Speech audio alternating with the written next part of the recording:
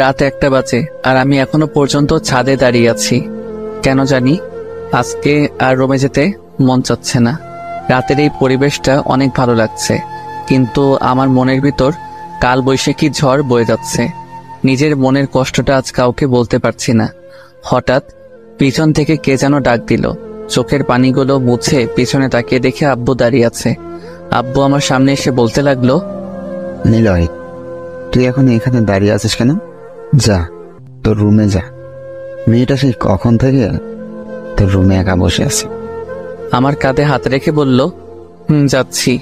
আমি যেই আসতে যাব আব্বু আবার বলল, দেখ বাবা, মেয়েটা অনেক ভালো, ও তোকে অনেক সুখে রাখবে। আমি কিছু বললাম না, কারণ কিছু বলার মতো ভাষা নেই। তাই একটা শুকনো হাসি দিয়ে ছাদ থেকে নেমে রুমে চলে আসলাম। দরজার সামনে দাঁড়িয়ে আছি আর ভাবছি আজকে কি থেকে কি হয়ে গেল। একটা দীর্ঘ নিঃশ্বাস ছেড়ে রুমের দরজা খুলে ভিতরে আসলাম। রুমের লাইট অফ করা ছিল, তাই লাইট অন করে যে খাটের দিকে তাকালাম, তেমনি আমার পা কাঁপাকাঁপি শুরু হয়ে গেল। কারণ যে মেয়ের সাথে আমার বিয়ে হয়েছে, সে মেয়েটা খাটে বসে এক পায়ের উপর আরেক পা রেখে ডান হাতে একটা রিভলভার নিয়ে বসে আছে, আর রিভলভারটা আমার দিকে মুখ করে ধরে আছে। আমার অবস্থা একেবারে খারাপ হয়ে গেছে। তবুও ভয়ে জিজ্ঞেস করলাম, আপনি এটা কই পাইছেন? এটা আমার। মানে? আর এই রিভলভারটা নিয়ে এসেছি তোমাকে মারার জন্য। আমি আপনাকে কি করেছি যে আপনি আমাকে মারবেন? তুমি এতক্ষণ কোথায় ছিলে? ছাদে ছিলাম। কার সাথে ছিলে? কারোর সাথে না, একা ছিলাম। আচ্ছা যাও, ফ্রেশ হয়ে আসো, ঘুমাবো। আপনি ঘুমিয়ে যান, আমার একটু কাজ আছে। ওই, তোর কি কাজ এত রাতে? হ্যাঁ, আমি বলেছি না ফ্রেশ হয়ে আসতে? তাড়াতাড়ি যা, না হলে বন্দুক দিয়ে গুলি করে তোর খুলি উড়িয়ে দেব। এত সুন্দর ঝাড়ি খেয়ে আমি এক দৌড়ে ওয়াশরুমে চলে আসলাম। ওয়াশরুমে এসে ফ্রেশ হয়ে বাইরে আসতেই দেখলাম মেয়েটা এখনো সেইভাবেই বসে আছে। আমাকে দেখেই বলল, আজকে কি সেখানেই দাঁড়িয়ে থাকবে নাকি ঘুমাবেও? আমি কিছু না বলে খাট থেকে আমার বালিশটা নিয়ে ফ্লোরে যেই শুতে যাব, তেমনি মেয়েটা বলল, কি ব্যাপার, তুমি নিচে শুইতেছো কেন? তাহলে কোথায় ঘুমাবো? কেন, খাটে কি জায়গা নেই? না মানে ওই, কি না মানে করছো? তাড়াতাড়ি খাটে শুয়ে পড়ো। না, আপনি উপরে শুয়ে পড়ুন, আমি নিচে শুইতে পারবো। ওই, তোকে বলছি না আমার কথার উপরে কোনো কথা বলবি না। এখন তাড়াতাড়ি খাটে এসে শুয়ে পড়ো, না হলে এইটা তো দেখছই। আমি আর কিছু না বলে খাটের উপরে উঠে এক পাশে হয়ে শুয়ে পড়লাম। হঠাৎ মেয়েটা আমার হাত ধরে টেনে আমার বুকের উপরে শুয়ে পড়ল। আচ্ছা, আপনি বালিশ থাকতে আমার বুকের উপর শুইলেন কেন? এখন থেকে তোমার বুকটা আমার বালিশ, এখন থেকে এখানেই ঘুমাবো। কেন, তোমার কোনো সমস্যা আছে? না, কোনো সমস্যা নেই। কিছু সময় নিরাপত্তা পালন করে হঠাৎ আমি বললাম, আপনাকে একটা প্রশ্ন করি। বলো। আপনার নাম কি? মেয়েটা আমার বুক থেকে মাথা তুলে ড্যাব ড্যাব করে তাকিয়ে বলল, তুমি কি আমার নাম জানো না? না। আমার নাম জান্নাতুল হাসানুল রোজা। অনেক সুন্দর নাম আপনার। আচ্ছা, আপনি আমার থেকে কয় বছরের বড় হবেন? বেশি না, 5 বছরের বড় হব। আমার থেকে 5 বছরের বড় আপনি? আচ্ছা, আপনি কি কখনো রিলেশন করেননি? না, ইসলাম ধর্মে বলা হয়েছে প্রত্যেক মেয়ের উচিত শুধু তার স্বামীকে ভালোবাসার। তাই আমি কোনো রিলেশনে জড়াইনি। আর একটা কথা, আমাকে আপনি বলবা না, তুমি করে বলবা, ঠিক আছে? এখন ঘুমাও, অনেক রাত হয়ে গেছে, সকালে উঠে আবার নামাজ পড়তে হবে। এ কথা বলে আবার বুকে মাথা রেখে শুয়ে পড়ল। রোজা আমার বুকে মাথা রেখে ঘুমিয়ে পড়ল। অল্প কিছু সময়ের মধ্যে আমিও ঘুমিয়ে পড়লাম। সকালে এমন মনে হচ্ছে কে যেন আমাকে ধাক্কা দিচ্ছে। চোখ খুলে দেখি একটা পরীর মতো দেখতে একটা মেয়ে আমার সামনে বসে আছে। আমার ঘুম যেন 1 সেকেন্ডের মধ্যে হাওয়া হয়ে গেল। হঠাৎ রোজা বলল, এই কি হলো, এমন ড্যাব ড্যাব করে কি দেখছো? না মানে, এত সকালে ডাক দিলেন কেন? এখন উঠে তাড়াতাড়ি গোসল করে মসজিদে নামাজ পড়তে যাও। এত সকালে কেউ গোসল করে নাকি? রোজা খাটের কর্নার থেকে বন্দুকটা নিয়ে আমার মাথায় ধরে বলল, কি বললি, আবার বলতো? কি? আমি কি বললাম? আমি যাচ্ছি গোসল করে নামাজ পড়তে। খাট থেকে নেমে দৌড়ে ওয়াশরুমে চলে আসলাম। ফ্রেশ হয়ে মসজিদে নামাজ পড়তে চলে আসলাম। নামাজ পড়ে মসজিদ থেকে বের হলাম। বাইরে পরিবেশটা অনেক ভালো লাগছে। আজকে অনেকদিন পর আবার ফজরের নামাজ পড়লাম। বেশি দেরি না করে বাসায় চলে আসলাম, কারণ আমার অনেক ঘুম পাচ্ছে। বাসায় এসে দেখলাম রোজা মাত্র নামাজ শেষ করলো। আমাকে দেখে বলল, তুমি একটু বসো, আমি জামাটা পাল্টে নেই, তারপর দুজনে একসাথে জগিং করতে যাব। কি? আমি কোথাও যেতে পারবো না, আমি এখন ঘুমাবো। আপনার যদি কোথাও যেতে মনে চায় আপনি যেতে পারেন। ঠিক আছে জানদু, তুমি একটু অপেক্ষা করো, আমি ড্রেস চেঞ্জ করে আসি, তারপর তোমাকে দেখছি। আমিও আর বসে না থেকে শুয়ে পড়লাম। হঠাৎ রোজা ওয়াশরুম থেকে বের হয়ে দেখলো আমি শুয়ে পড়ছি। ও আর কোনো কথা না বলে খাটের কর্নার থেকে রিভলভারটা নিয়ে আমার পেটে খোঁচা দিচ্ছে। আমি একটু বিরক্তি নিয়ে চোখ খুলে দেখি রোজা আমার সামনে বসে রিভলভার দিয়ে আমাকে খোঁচাচ্ছে। আমি এক লাফে খাট থেকে নেমে কিছুটা দূরে গিয়ে দাঁড়িয়ে বললাম, আচ্ছা আপনার সমস্যা কি? হ্যাঁ, কিছু একটা হইলে আপনি এই বন্দুকটা দেখে ভয় দেখান। আপনার সমস্যা কি বলেন তো? ফালতু মেয়ে যত সব। রোজা কিছু না বলে রুম থেকে চলে গেল। আমি বেলকনিতে চলে আসলাম। কেন জানি মনের ভিতরে খারাপ লাগতেছে। মেয়েটাকে একটু বেশি বলে ফেলেছি মনে হয়। বেলকনিতে বসে এগুলো ভাবছিলাম। হঠাৎ রোজা আমার পাশে এসে বসলো। আমি অদ্ভুত দৃষ্টিতে ওর দিকে তাকিয়ে আছি, কারণ কিছুক্ষণ আগে আমি এই মেয়েকে এত কথা বললাম, আর এই মেয়ে এখন হাসি খুশি হয়ে আমার পাশে বসে কফি খাচ্ছে। আমাকে এইভাবে ওর দিকে তাকিয়ে থাকতে দেখে রোজা ওর কফির মগটা আমার দিকে বাড়িয়ে দিল। নাও, তাড়াতাড়ি কফিটা খেয়ে নাও, না হলে ঠান্ডা হয়ে যাবে। না, আমার এখন কফি খাওয়ার মুড নেই। ওই তোরে খাইতে কইছি না, তুই আমার উপর আবার কথা বলতেছিস কেন? না মানে, ওই কি মানে, কফি খাবি নাকি গুলি খাবি? আমি কিছু না বলে রোজার হাত থেকে কফির মগটা নিয়ে নিলাম। রোজা মুচকি এসে বলল, আমার শোনাটা। আমি কিছু না বলে কফি খাচ্ছি। হঠাৎ আমি বললাম, সরি। কিসের জন্য? না মানে, কিছুক্ষণ আগে তোমার সাথে খারাপ ব্যবহার করেছিলাম, তাই সরি। না, আমি কিছুই মনে করিনি। কি অদ্ভুত মেয়ে, এত জোরে ধমক দিলাম আর এই মেয়ে বলছে কিছুই না। রোজা আমার সাথে চেপে বসলো। আমি যে উঠতে যাব তেমনি রোজা আমাকে টান মেরে বসিয়ে বলল, ওই কোথায় যাচ্ছ? রুমে। না, রুমে যাওয়ার কোনো প্রয়োজন নেই, এখানেই বসে থাকো। দেখো সকালের পরিবেশটা কত সুন্দর। আমি এক মনে রোজার দিকে তাকিয়ে আছি। এই মেয়েটা অনেক অদ্ভুত, আবার মায়াবীও। মাত্র কালকে দেখা হলো, আর এমন দেখাচ্ছে যে সে আমাকে আরো অনেক বছর আগে থেকে ভালোবাসে। ডাইনিং টেবিলে বসে আছি, আম্মু আর রোজা রান্নাঘরে কাজ করছে। আব্বু, তোমরা আমার সাথে এমন করলে কেন? আব্বু আর নেহা চোখ বড় বড় করে তাকিয়ে আছে। হঠাৎ আব্বু বলল, আমরা আবার তোর সাথে কি করলাম? কিছু জানো না তাই না? আরে কি হয়েছে বলবি তো? তোমরা আমার থেকে 5 বছর বড়। এক মেয়েকে আমার সাথে বিয়ে দিয়েছো, কেন করলে আমার সাথে এমন? শোন নীল, বাবা মা সন্তানের জন্য যা করে তা ভালোর জন্য করে। দেখিস তুইও রোজার সাথে সুখী থাকবি। আব্বু, আমি আরেকজনকে ভালোবাসি, আর আমি এই বিয়ে মানি না। ভাইয়া, কি বলছিস তুই? পাগল হয়ে গেলি নাকি? দেখো নীল, বিয়ে কোনো ছেলে খেলা না, বুঝলে? রোজ এখন থেকে তোমার বউ, এটা ভুলে যেও না। আমি এই বিয়ে মানি না, আর আমি বললাম তো আমি আরেকজনকে ভালোবাসি। তুমি যেই মেয়েকে ভালোবাসো সেই মেয়ে একটা বাজে মেয়ে। রাস্তায় রাস্তায় ছেলেদের সাথে চলাফেরা করে, ও তোমাকে নিয়ে খেলছে। আর আমি কিছু বলতে যাব ঠিক সে সময় আম্মু আর রোজা রান্নাঘর থেকে নাস্তা তৈরি করে নিয়ে আসলো। রোজা এসে আমার পাশে বসলো। সবাই একসাথে নাস্তা খাওয়া শুরু করলাম। সবাই কথা বলতেছে, কিন্তু আমি কোনো কথা বলতেছি না, কারণ আমার তাদের সাথে কথা বলার কোনো মুড নাই। তাই আমি আমার মতো খেয়ে বাইরে চলে আসলাম। আমি আড্ডাখানায় আসতেই আমার বন্ধুরা নাইম, তানভীর, সাকিব চায়ের দোকানে বসে আছে। ওদের সামনে আসতেই, কিরে, কালকে আমাদের কিছু না বলেই ভার্সিটি থেকে এইভাবে চলে আসছিলি কেন? না মানে, পরিবারের একটু সমস্যা হয়েছিল তাই আর কি। আচ্ছা, রিয়ার সাথে কি তোর কোনো কথা হয় নাই? কাল থেকে ও আমাদের কল দিচ্ছে তোর কথা জিজ্ঞেস করার জন্য, আর আমরাও তোকে কল দিলাম, কিন্তু তোর ফোন বন্ধ দেখাচ্ছে। কালকে রাগের মাথায় মোবাইল ভেঙে ফেলেছিলাম। না মানে মোবাইলে চার্জ ছিল না হয়তো। আচ্ছা, আগে এটা বল, তোরা আজকে আমাকে এত কথা জিজ্ঞেস করছিস কেন? না মানে, তুই তো কোনোদিন এমন করিসনি তাই। আচ্ছা বাদ দে। ওদের সাথে আর কিছু সময় আড্ডা দিতে দিতে দুপুর হয়ে গেল। জোহর নামাজ পড়ে বাসায় আসলাম। বাসায় আসতেই আমি আমার মোবাইলটা খুঁজতেছি, কিন্তু কোনো জায়গায় পাইনি। শেষমেশ আর না পেরে নেহার রুমে আসলাম। নেহার রুমে এসে দেখি ও পড়তেছে।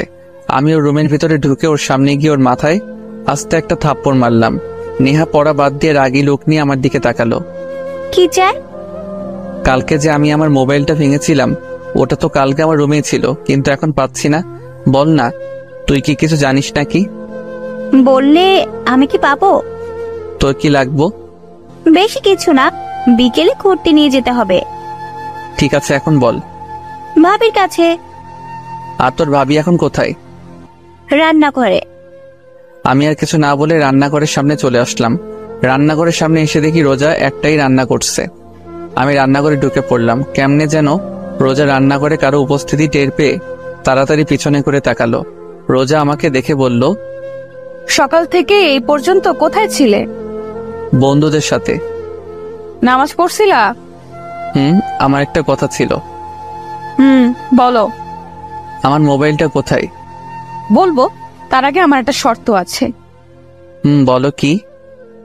আমাকে এখন পেছন থেকে জড়িয়ে ধরো, তাহলে বলবো। কি পাগল হয়ে গিয়েছো নাকি? যত তাড়াতাড়ি ধরবে তত তাড়াতাড়ি মোবাইল পেয়ে যাবে। আমি পারবো না, অন্য কিছু বলো। তোমার ইচ্ছে, না ধরলে নাই, আমার কিচ্ছু যায় আসে না। কেউ এসে গেলে খারাপ হয়ে যাবে।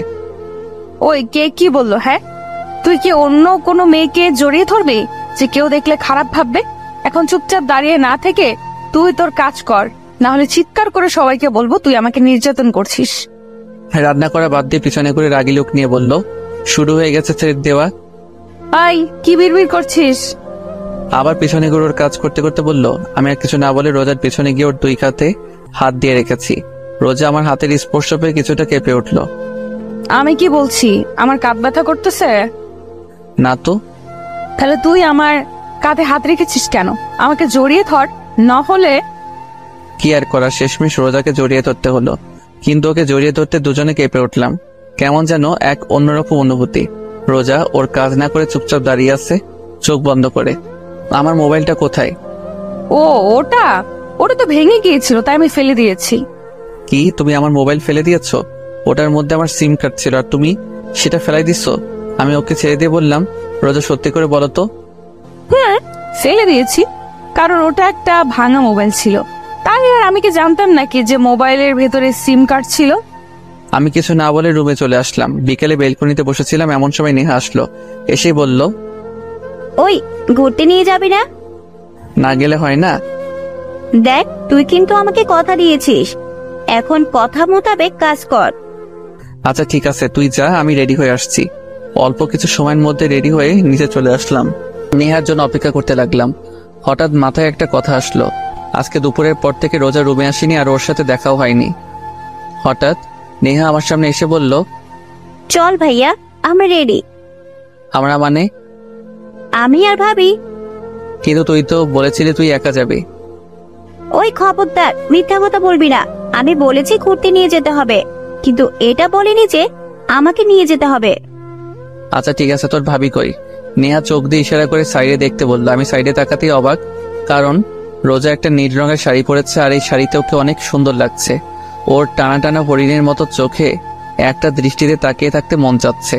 রোজা আমাকে এইভাবে ওর দিকে তাকিয়ে থাকতে দেখে ও লজ্জায় লাল হয়ে গেল।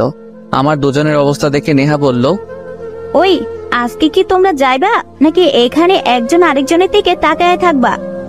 নেহার কথা শুনে আমাদের দুজনের ঘোর কাটলো। চলো। আমি গাড়ি ড্রাইভ করছি, আর পিছনে রোজা আর নেহা কথা বলেই যাচ্ছে। থামার কোনো নামই নেই।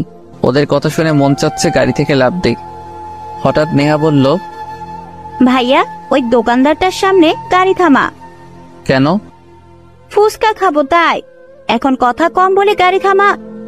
দোকানটার সামনে গাড়ি থামাতে রোজা আর নেহা গাড়ি থেকে হাওয়া বাইরে তাকিয়ে দেখি ওরা দোকানের দিকে হাঁটা দিচ্ছে। কি আর করার, ওদের পিছে পিছে যেতে হলো। রোজা আর নেহা এক পাশে বসলো, আর আমি আরেক পাশে। কিছু সময় পর নেহা আর রোজা এমনভাবে ফুচকা খাওয়া শুরু করলো যে অনেক বছর পর ফুচকা দেখেছে। একটার পর একটা মুখের ভেতর ঢুকিয়ে চলেছে। হঠাৎ কোথা থেকে যেন একটা মেয়ে আমার পাশের সিটে বসে পড়লো। রোজা আর নেহা খাওয়ার মধ্যেই ব্যস্ত, আর আমি ড্যাব ড্যাব করে মেয়েটার দিকে তাকিয়ে আছি। মেয়েটার গায়ের রং ফর্সা।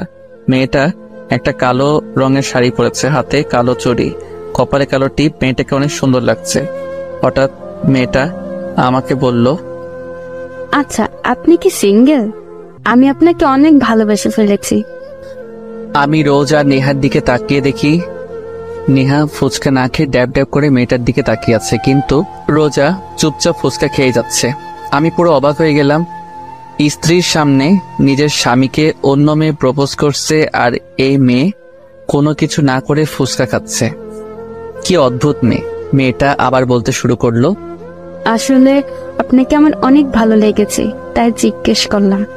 আচ্ছা, আপনার নাম্বারটা দিতে মেয়েটা আর কিছু না বলে হঠাৎ উঠে এক দৌড়ে দোকানের ভেতর থেকে বের হয়ে গেল। আমি মেয়েটার কাণ্ড দেখে অবাক হয়ে গেলাম। এমনভাবে দৌড় দিল যে কোনো ভূত দেখেছে।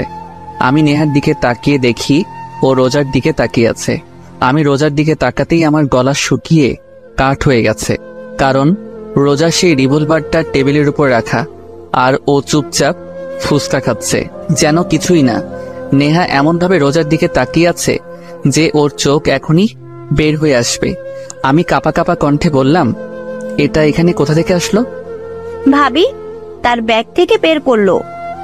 রোজা নেহার আর আমার অবস্থা দেখে হেসে উঠল। নেহার কানে কানে কি যেন বলল। হঠাৎ নেহা চিৎকার করে বলে উঠল, সিরিয়াসলি? ও জানে না। বলেই ওরা দুজন আমাকে দেখে হেসে গড়াগড়ি খাচ্ছে। আমার অবস্থা খারাপ। তাড়াতাড়ি করে এক গ্লাস পানি খেলাম, বিল দিয়ে এসে গাড়িতে বসলাম।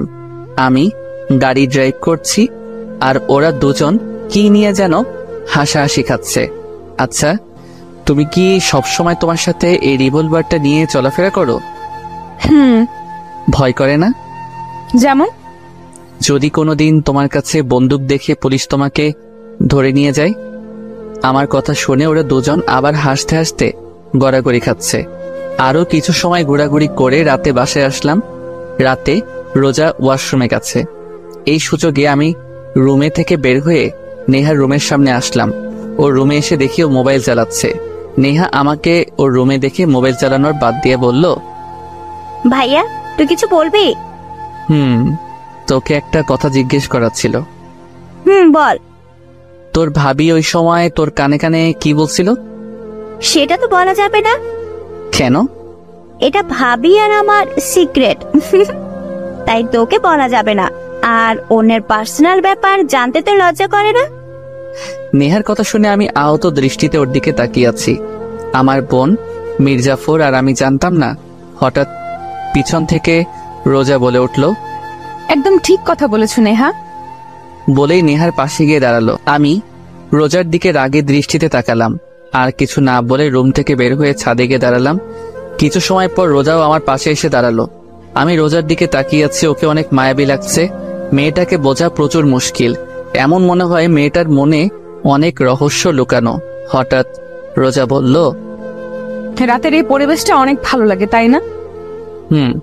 রোজার দিকে তাকিয়ে বললাম, জানো, আমার একটা ফ্রেন্ড ছিল, ওর সাথে সবকিছু শেয়ার করতাম। প্রতিদিন রাতে ওর সাথে ছাদে বসে অনেক আড্ডা দিতাম। ওকে ছাড়া আমার একদিনও ভালো লাগতো না। কিন্তু এইটুকু বলে রোজা কাঁদতে কাঁদতে ফ্লোরে বসে পড়ল। ও এমন ভাবে কান্না করছে যে ও ওর জীবন থেকে বেশ মূল্যবান কিছু হারিয়ে ফেলেছে। ওর এইভাবে কান্না কেন যেন আমার আর সহ্য হচ্ছে না। বুকের ভিতর কেমন যেন লাগছে। আমি রোজার পাশে বসে ওর কাঁধে হাত রাখলাম।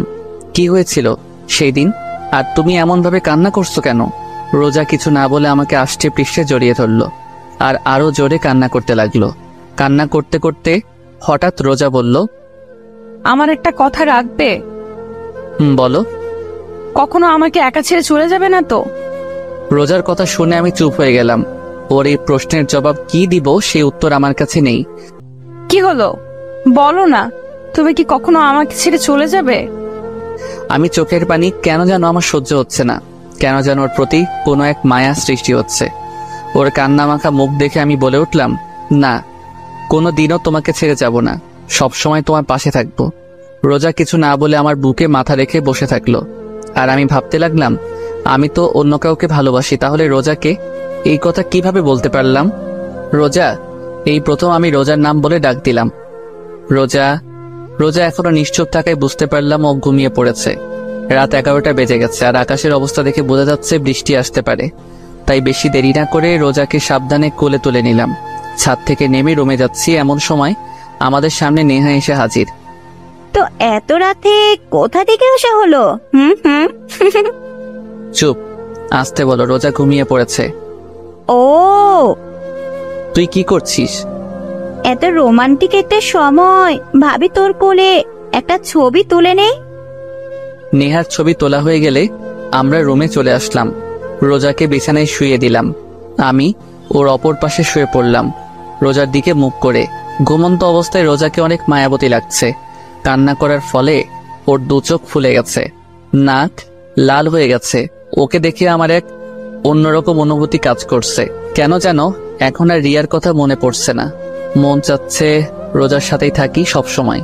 এইসব ভাবতে ভাবতে কখন যে ঘুমিয়ে পড়লাম মনে নেই। সকালে ঘুম থেকে উঠে দেখলাম রোজা আমার বুকের উপরে মাথা রেখে গুটিসুটি মেরে শুয়ে আছে। রোজাকে বুকের উপর থেকে সরিয়ে একপাশে শুয়ে দিলাম। আমি উঠে ওয়াশরুমে চলে আসলাম। কিছু সময় পর ফ্রেশ হয়ে নিচে আসলাম। কি রে, রোজা কোথায়? ও ঘুমাচ্ছে। ও, তুই এখন কি ভার্সিটিতে যাবা? হুম, নেহা কি যাবে না? নেহা তো ওর ফ্রেন্ডদের সাথে চলে গেছে। ও, কিছু সময় পর ভার্সিটির উদ্দেশ্যে রওনা দিলাম। কিছু সময়ের মধ্যে ভার্সিটি পৌঁছে গেলাম। ভার্সিটির ভিতর ঢুকতেই কোথা থেকে যেন রিয়া দৌড়ে এসে আমাকে জড়িয়ে ধরলো আর বলতে লাগলো, ওই কালকে কোথায় ছিলে আর তোমার মোবাইল বন্ধ কেন? রিয়ার এইভাবে জড়িয়ে ধরা আমার কেন যেন ভালো লাগছে না। ওকে এক ঝটকায় নিজের থেকে ছাড়িয়ে নিয়ে বললাম, একটু প্রবলেম হয়েছিল তাই আর কি। তো আমি কি কিছু হেল্প করতে পারবো নাকি? না, দরকার নেই, এখন চলো ক্লাসে যাই। না, আজকে গল্প করবো, চলো। না, আমার এখন গল্প করার কোনো মুড নেই। না, তোমাকে বলছি না, এখন গল্প করবো, চলো। আমি রিয়ার হাত থেকে আমার হাত এক টান দিয়ে ছাড়িয়ে নিয়ে বললাম, এত বায়না করো কেন? আমি বললাম না আমার এখন তোমার সাথে গল্প করার মুড নেই? সরি।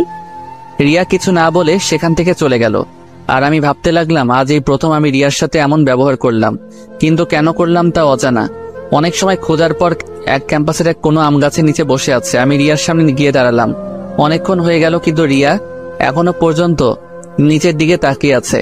আমি আর না পেরে রিয়ার সামনে বসে পড়লাম। সরি বললাম তো। আমার আপনার সরি লাগবে না, আপনি এখন আসতে পারেন। না, আমি এখন আমার জানের সাথে গল্প করব। দরকার নেই আপনার গল্প। আমি রিয়ার পাশে বসে রিয়ার মাথা ধরে আমার কাঁধে রাখলাম। রিয়া আমার কাঁধে মাথা রেখে চুপচাপ বসে আছে। এখন কি কোনো কথা না বলার প্রতিজ্ঞা করেছো? ঠিক আছে, আমি কোনো কথা বলবো না। আমার সোনাটা কি রাগ করেছে? রিয়ার মুখের কথা শুনে আমার রোজার কথা মনে পড়ে গেল। ওই মেয়ে এখন কি যেন করছে। হঠাৎ রিয়া হালকা ধাক্কা দিয়ে বলল, কি হলো, কি ভাবছো? না কিছু, রিয়ার সাথে গল্প করছি। হঠাৎ ক্যাম্পাসে পুলিশের গাড়ি ঢুকলো। ক্যাম্পাসের সবাই গাড়ির দিকে তাকিয়ে আছে। হঠাৎ পুলিশের গাড়ির ভিতর থেকে একজন লোক বের হয়ে আমাদের দিকে আসতে লাগলো। আমি আর রিয়া কিছুটা ভয় পেয়ে গেলাম। লোকটা সামনে এসে বলল, আপনাকে ম্যাডাম ডেকেছে। আমি কি করেছি যে আপনার ম্যাডাম আমাকে ডেকেছে? সেটা না হয় ম্যাডামের কাছ থেকেই শুনে নিয়েন। বলে আমার হাত ধরে টেনে নিয়ে যেতে লাগলো যেন আমি কোনো আসামি। পুরো ক্যাম্পাসের সবাই আমার দিকে তাকিয়ে আছে আর ভয়ে আমার গলা শুকিয়ে কাট, হার্টবিট কয়েক গুণ গতিতে লাফাতে লাগলো। লোকটা পুলিশের গাড়ির সামনে এসে বলল, ম্যাম নিয়ে এসেছি। গাড়ির ভিতরে যে বসেছিল তাকে বলল। আপনি এখন যেতে পারেন। লোকটা চলে গেল। গাড়ির ভিতরে যে মেয়েটা বসেছিল তাকে দেখে আমার মাথায় আকাশ ভেঙে পড়ল। আমার গলা দিয়ে কোনো কথা বের হচ্ছে না। তারপরেও কাপা কাপা গলায় বললাম, তুমি?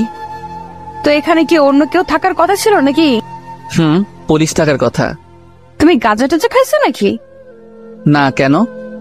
তাহলে তুমি কি আমার শরীরে পুলিশের ইউনিফর্ম পরা তাকে দেখো না? তাহলে তুমি কি আসলেই পুলিশ? কোন পোস্টে? ওসি। আচ্ছা, তুমি কি এখন গোয়েন্দাদের মতো শুধু প্রশ্নই করে যাবে নাকি গাড়িতে উঠে বসবে? দেখো পুরো ক্যাম্পাসের সব লোক আমাদের দিকে তাকিয়ে আছে। রোজার কথা শুনে আশেপাশে তাকিয়ে দেখি সবাই আমাদের দিকে তাকিয়ে আছে। রিয়ার দিকে তাকিয়ে দেখি ও ওখানেই থ মেরে দাঁড়িয়ে আছে। আমি কোনো কথা না বলে গাড়িতে উঠে বসলাম। রোজা ড্রাইভ করছে আর আমি চুপচাপ ড্যাব ড্যাব করে রোজার দিকে তাকিয়ে আছি। রোজাকে এই ড্রেসে এক কথায় অসাধারণ লাগছে। রোজা আমাকে এভাবে তাকিয়ে থাকতে দেখে লজ্জা মাখা মুখে বলল, ওই এইভাবে ড্যাব ড্যাব করে তাকে কি দেখছো? তোমাকে। আমাকে দেখার মতো আমার মাঝে এমন কি আছে? বলতে পারলাম না, কিন্তু তোমাকে অনেক সুন্দর লাগছে। তাই? আচ্ছা, এই কয়দিন না আমাকে ভয় পাইতা? না, ভয় কেন লাগবে? এখন কি ভয় লাগছে না? আমার সাথে ফাঁসলামে আমাকে ছাড়া অন্য কোনো মেয়ের সাথে থাকলে জেলে ভরে দিতে পারতো। রোজার কথা শুনে এখন ভয় লাগতে শুরু করলো, কারণ এই মেয়ের কথা বলা যায় না, বিনা কারণে জেলেও ঢুকিয়ে দিতে পারে। আমি রোজার দিকে থেকে চোখ ফিরিয়ে বাইরের দিকে তাকিয়ে থাকলাম। আমার অবস্থা দেখে রোজা হেসে ফেললো। কিছুক্ষণ পর রোজা আমাকে নিয়ে লেগের পাড়ে আসলো। রোজা আর আমি একটা বেঞ্চে বসে আছি, কেউ কোনো কথা বলছি না। নিরাপত্তা ভেঙে হঠাৎ রোজা বলল, তোমাকে একটা প্রশ্ন করি। বলো। ক্যাম্পাসে তোমার সাথে যে মেয়েটা বসেছিল সে কি আমার সতীন? রোজা এমন প্রশ্ন করবে তা ভাবতে পারিনি। ওর এই প্রশ্নের জবাব কি দিব তা ভেবে পাচ্ছি না। আমাকে চুপ থাকতে দেখে রোজা বলল, এই শোনো, আমি কিন্তু অন্য কারোর সাথে আমার স্বামীর ভাগ বসাবো না। তুমি শুধু আমার। অন্য কোনো মেয়ের দিকে তাকালে তোমাকে বিনা টিকিটে উপরে পাঠিয়ে দেব। বুঝেছি। আচ্ছা, একটা প্রশ্ন করি।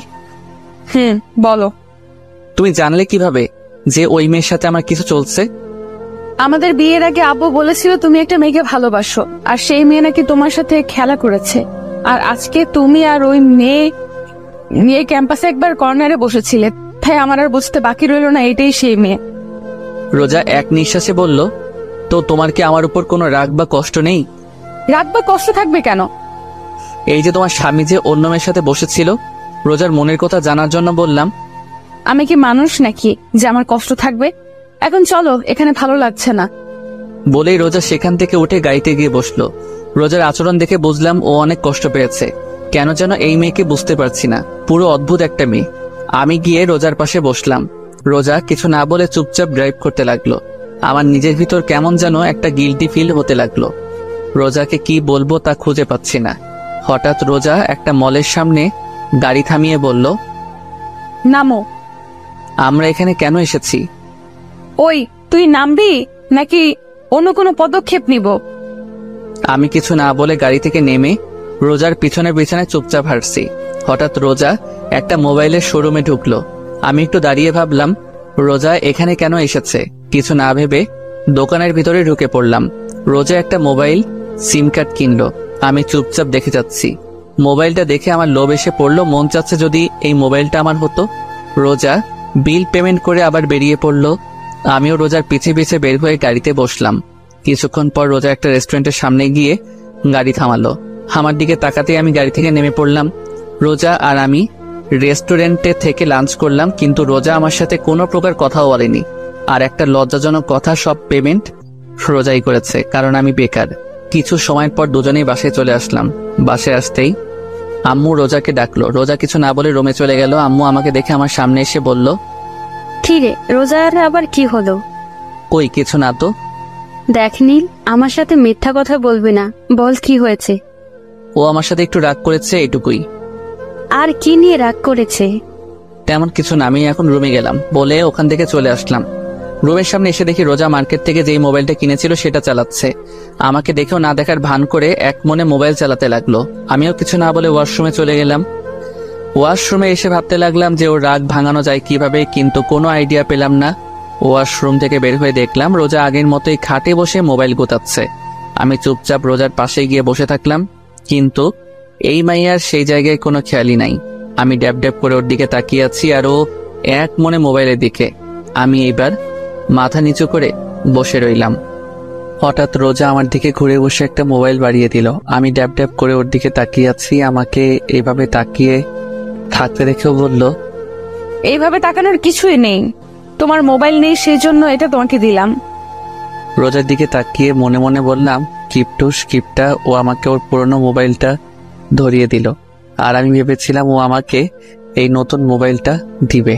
আমি মুখ কালো করে রোজার দিকে তাকিয়ে আছি, আর রোজা এই ইমোজির মতো আমার দিকে তাকিয়ে আছে। আমি রোজার হাত থেকে মোবাইলটা নিয়ে নিলাম। হঠাৎ রোজা আমাকে বলল, একটু সামনে এসো, তোমাকে একটা কথা বলার ছিল। আমি রোজার দিকে একটু আগাতেই রোজা বলল, জানো, এই মোবাইলটা আমার অনেক দিন ধরে কেনার শখ ছিল, তাই এটা আমি রেখে দিলাম। আর আমার এই মোবাইলটা যখন পুরাতন হয়ে গেছে, তাই এটা তুমি রেখে দাও। রোজার কথা শুনে আমি হেসে উঠলাম। রোজা আমার দিকে অদ্ভুত দৃষ্টিতে তাকিয়ে আছে। হাসছো কেন? তুমি তোমার মোবাইলটা দিয়ে অনেক বড় উপকার করলা। মানে? তুমি তো আমাকে তোমার মোবাইল দিয়ে দিলে, তাই এখন আর মোবাইল কেনার কোনো প্রয়োজন নেই। আর আব্বু তো জানে যে আমার মোবাইল নেই, আর আব্বুর থেকে মোবাইল কেনার জন্য ফাও টাকা পাবো, বুঝেছো? কিন্তু এই মাইয়া কি পাগল হয়ে গেল নাকি? রোজা হাসতে হাসতে বিছানায় গড়াগড়ি খাচ্ছে, কিন্তু আমি কিছুই বুঝতে পারছি না এখানে হাসার কি আছে। হাসছো কেন? দাঁড়াও, আগে হেসে নেই, তারপর বলছি। আমি কি কোনো যোগ করেছি? কি? রোজা একটু হাসি থামিয়ে বলল, তোমার মতে আমি কি আমার টাকা দিয়ে এই মোবাইলটা কিনেছি? এই মোবাইল কেনার টাকা আব্বু আমাকে দিয়েছে, আর বলেছিল তোমাকে একটা ভালো মোবাইল কিনে দিতে। এখন হয়তো বুঝেছো। বলেই আবার হাসতে লাগলো। তোমার আব্বু টাকা দিয়েছিল আমাকে মোবাইল কিনে দিতে? তোমার আব্বু দিয়েছে। আমি বুকে হাত দিয়ে বিছানায় চিত হয়ে শুয়ে পড়লাম আর বলতে লাগলাম, আমার টাকা আমার মোবাইল অনেক বড় একটা শখ খেয়েছি। আমার অবস্থা দেখে রোজা আমার সামনে এসে বলল, কি হয়েছে তোমার, এমন করছো কেন? আমার টাকা আমার মোবাইল। আচ্ছা, টাকার বদলে অন্য কিছু দিলে হবে নাকি? ওই মোবাইলটা আমাকে দিলে খুশি হতাম। না, তা হবে না, অন্য কিছু লাগলে বলো। না, আমার অন্য আর কিছু লাগবে না। বলে যে উঠতে যাব, রোজা আমার বাম হাত ধরে টান মেরে আবার শুয়ে দিয়ে আমার বুকের উপর উঠে বসলো আর বলতে লাগলো, ওই কই যাচ্ছ? ও ওয়াশরুমে যাচ্ছিলাম। কিছু সময় আগে না ওয়াশরুমে গিয়েছিলে? আবার যেতে মন চাচ্ছিল। কেন, ওয়াশরুমে কি ওই ডাইনি বুড়ি রিয়া আছে নাকি? কি বললি, আবার বলতো। না মানে কি না মানে বলছিস, ভালো মতো বল। আমি যেই কিছু বলতে যাব তার আগেই রোজা ওর মুখ আমার মুখের সামনে নিয়ে আসলো। রোজার নিঃশ্বাস আমার মুখে পড়ছে আর আমার নিঃশ্বাস রোজার মুখে। রোজা কিছুটা কেঁপে উঠলো। ও এক দৃষ্টিতে আমার চোখের দিকে তাকিয়ে আছে। আমি চোখ সরিয়ে নিলাম। যেই রোজাকে সরাতে যাব তার আগেই রোজা আমার ঠোঁটের ওইতে নিয়ে নিল। প্রায় 6 মিনিট পাগলের মতো কিস করার পর হঠাৎ আমার নিঃশ্বাস বন্ধ হয়ে যাচ্ছে, তাই রোজাকে ধাক্কা দিয়ে সরিয়ে ফেললাম। দুজনেই হাঁপাতে লাগলাম। রোজা বলল, ওই তুমি আমাকে সরালে কেন? এমন পাগলের মতো কেউ কাউকে কিস করে? আর একটু হলেই তো মরে গিয়েছিলাম। আমার স্বামীকে আমি মেরে ফেলবো, কিস করবো, তাতে তোমার কি? আচ্ছা, তোমার কি লজ্জা করে না? কেন লজ্জা করবে? তোমার থেকে বয়সে একটা ছোট ছেলেকে কিস করতে। আর এই বয়সে কম ছেলেটা আমার স্বামী, তাই আমার যা মন চাইবে আমি তাই করব। বলেই রোজা চলে গেল আর আমি ছাদে চলে আসলাম। ছাদে এক কর্নারে দাঁড়িয়ে ভাবতে লাগলাম, এখন মনে হচ্ছে রোজার জন্য আমার মনে ভালোবাসা জন্ম নিয়েছে। ওর এই পাগলামোগুলো কেন যেন ভালো লাগছে। তাহলে কি আমি রোজাকে ভালোবেসে ফেলেছি? কিন্তু আমি তো রিয়াকে ভালোবাসি। রাতে সবার সাথে খাওয়া দাওয়া করে রুমে এসে খাটে বসে রোজার দেওয়া মোবাইলটা হাতে নিয়ে দেখতে লাগলাম আর ভাবছি মোবাইলটা চালু করব নাকি। বেশি কিছু না ভেবে মোবাইলটা অন করলাম। মোবাইলের ওয়ালপেপার দেখে আমি একটু অবাক হলাম, কারণ সেদিন রাতে নেহা আমার আর রোজার যে ছবিটা তুলেছিল সেটা দিয়ে রেখে, তার মানে সেই রাতের ঘটনা রোজা নেহার থেকে শুনেছে। ওসব ভাবছি, হঠাৎ রোজা রুমে ঢুকলো। কিছু না বলে রুমের দরজা লাগিয়ে আমার সামনে এসে বলল, আমি এখন ঘুমাবো। তো ঘুমিয়ে যাও, আমি কি তোমাকে ধরে রেখেছি নাকি? তুমি কি ঘুমাবে না? তাহলে ঘুমাও, এত রাতে ফোন চালাচ্ছ কেন? তুমি ঘুমিয়ে পড়ো, আমি একটু পর ঘুমাবো। বুঝেছি, ভালোভাবে বললে হবে না। বলেই রোজা খাটের উপরে উঠে আমার হাত থেকে মোবাইলটা নিয়ে নিল। আমি শুধু নির্বাক দর্শক হিসেবে তাকিয়ে আছি। মোবাইলটা সাইডে রেখে আমার হাত টান মেরে শুয়ে দিয়ে ও আমার বুকের উপর শুয়ে পড়ল। আমি এখনো নির্বাক দর্শক হিসেবে তাকিয়ে আছি। এটা কি হলো? কোথায় আবার কি হলো? তুমি আমার উপর কেন শুয়েছ? বিছানায় তো বালিশ আছে, ওখানে সব। আমার বালিশ শুধু তুমি। নয়, হ্যাঁ। এখন কথা কম বলে শুয়ে পড়ো, অনেক রাত হয়েছে। আমি আর কিছু বললাম না, কারণ এই মেয়ের সাথে কথায় পেরে ওঠা অসম্ভব।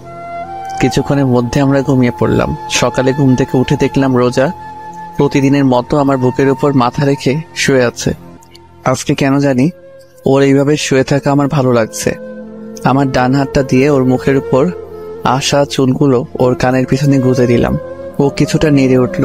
কিছুক্ষণ এক দৃষ্টিতেই ওর দিকে তাকিয়ে থাকলাম। ওকে অনেক রূপবতী দেখাচ্ছে। রোজাকে সাবধানে বুকের উপর থেকে উঠিয়ে সাইডে শুয়ে দিলাম। আমি উঠে ফ্রেশ হয়ে নাস্তা করে ভার্সিটির উদ্দেশ্যে বেরিয়ে পড়লাম। রিয়াকে কি বলবো তা ভাবতে ভাবতে ভার্সিটির সামনে চলে আসলাম। ভার্সিটির সামনে আসতে দেখলাম রিয়া গেটের সামনে দাঁড়িয়ে আছে। ওকে দেখে বোঝা যাচ্ছে ও কারোর জন্য অপেক্ষা করছে। হঠাৎ রিয়া আমাকে দেখে আমার সামনে দৌড়ে আসলো আর এসেই বলতে লাগলো, তুমি ঠিক আছো তো? কি হয়েছে তোমার? আর এমন দেখাচ্ছে কেন তোমাকে? কালকে ওই পুলিশ তোমাকে ধরে নিয়ে গেল, সেটা নিয়ে আমি অনেক টেনশনে ছিলাম। ও, ওটা আমার এক পরিচিত কাজিন ছিল। ও, আমি তো ভয় পেয়ে গেছিলাম। আচ্ছা, এটা বলো এখানে কার জন্য অপেক্ষা করছিলা? তোমার জন্য অপেক্ষা করছিলাম। কেন? আজকে সারাদিন তোমাকে নিয়ে ঘুরবো। তাই? হ্যাঁ। তো কোথায় যাইবা এখন? লেকের পাড়ে যাবো, চলো। ঠিক আছে চলো। আমি আর রিয়া রিক্সায় উঠলাম। রিক্সা চলছে তার আপন গতিতে। রিয়া আমার এক হাত ঝাপটে ধরে বসছে। ওর এইভাবে আমার হাত ধরে থাকা কেন জানি ভালো লাগছে না। কিছু সময়ের মধ্যে লেকের পাড়ে এসে পড়লাম। রিক্সা ভাড়া মিটিয়ে আমি আর রিয়া পাশাপাশি হাঁটছি। হঠাৎ রিয়া বলল, চলো ওখানে বসি। ঠিক আছে। রিয়ার আর আমি পাশাপাশি বসলাম। অনেক সময় হয়ে গেল কিন্তু দুজনেই চুপচাপ বসে আছি। কিছু সময় পর হঠাৎ রিয়া বলল, একটা কথা জিজ্ঞেস করার ছিল। বলো, কি জিজ্ঞাসা করতে চাও? সত্যি কথা বলবে তো? বলো, কি এমন কথা? তুমি কি আমার থেকে কিছু লুকাচ্ছ? আমি রিয়ার কথার উত্তর কি দিব সেটা ভাবছি। ওকে কি সত্যিটা বলে দিব নাকি? আমাকে চুপ থাকতে দেখে রিয়া বলল, কি হলো, কি ভাবছো? না কিছু না। তুমি কি বলছিলে? আমি বলছিলাম যে তুমি কি আমার থেকে কিছু লুকাচ্ছ? না মানে আমি আবার তোমার থেকে কি লুকাবো? না মানে তুমি কিছুটা বদলে গেছো, আগের মতো আর নেই। আমি আগের মতোই আছি। আচ্ছা বাদ দাও এই টফি। দুজনে আবার চুপ হয়ে গেলাম, কেউ কোনো কথা বলছি না। আবার কিছু সময় পার হয়ে গেল। হঠাৎ আমার মোবাইলে কল আসলো। মোবাইলের স্ক্রিনে তাকিয়ে দেখি আননোন নাম্বার থেকে কল আসছে। আমি তো এই সিম কার্ডের নাম্বারে কাউকে দেইনি, তাহলে কে কল দিল? এইসব ভাবতে ভাবতে কলটা কেটে গেল। এটা দেখে রিয়া বলল, কি ব্যাপার, কলটা ধরলে না কেন? আমি কিছু বলতে যাব তার আগে আবার কল আসলো সেই একই নাম্বার থেকে। রিয়ার থেকে কিছুটা দূরে গিয়ে কলটা রিসিভ করলাম। রিসিভ করতেই, ওই কই তুমি? কে আপনি আর কাকে কল দিয়েছেন? ওই আমি রোজা। রোজা? আমি এখন কই তুমি?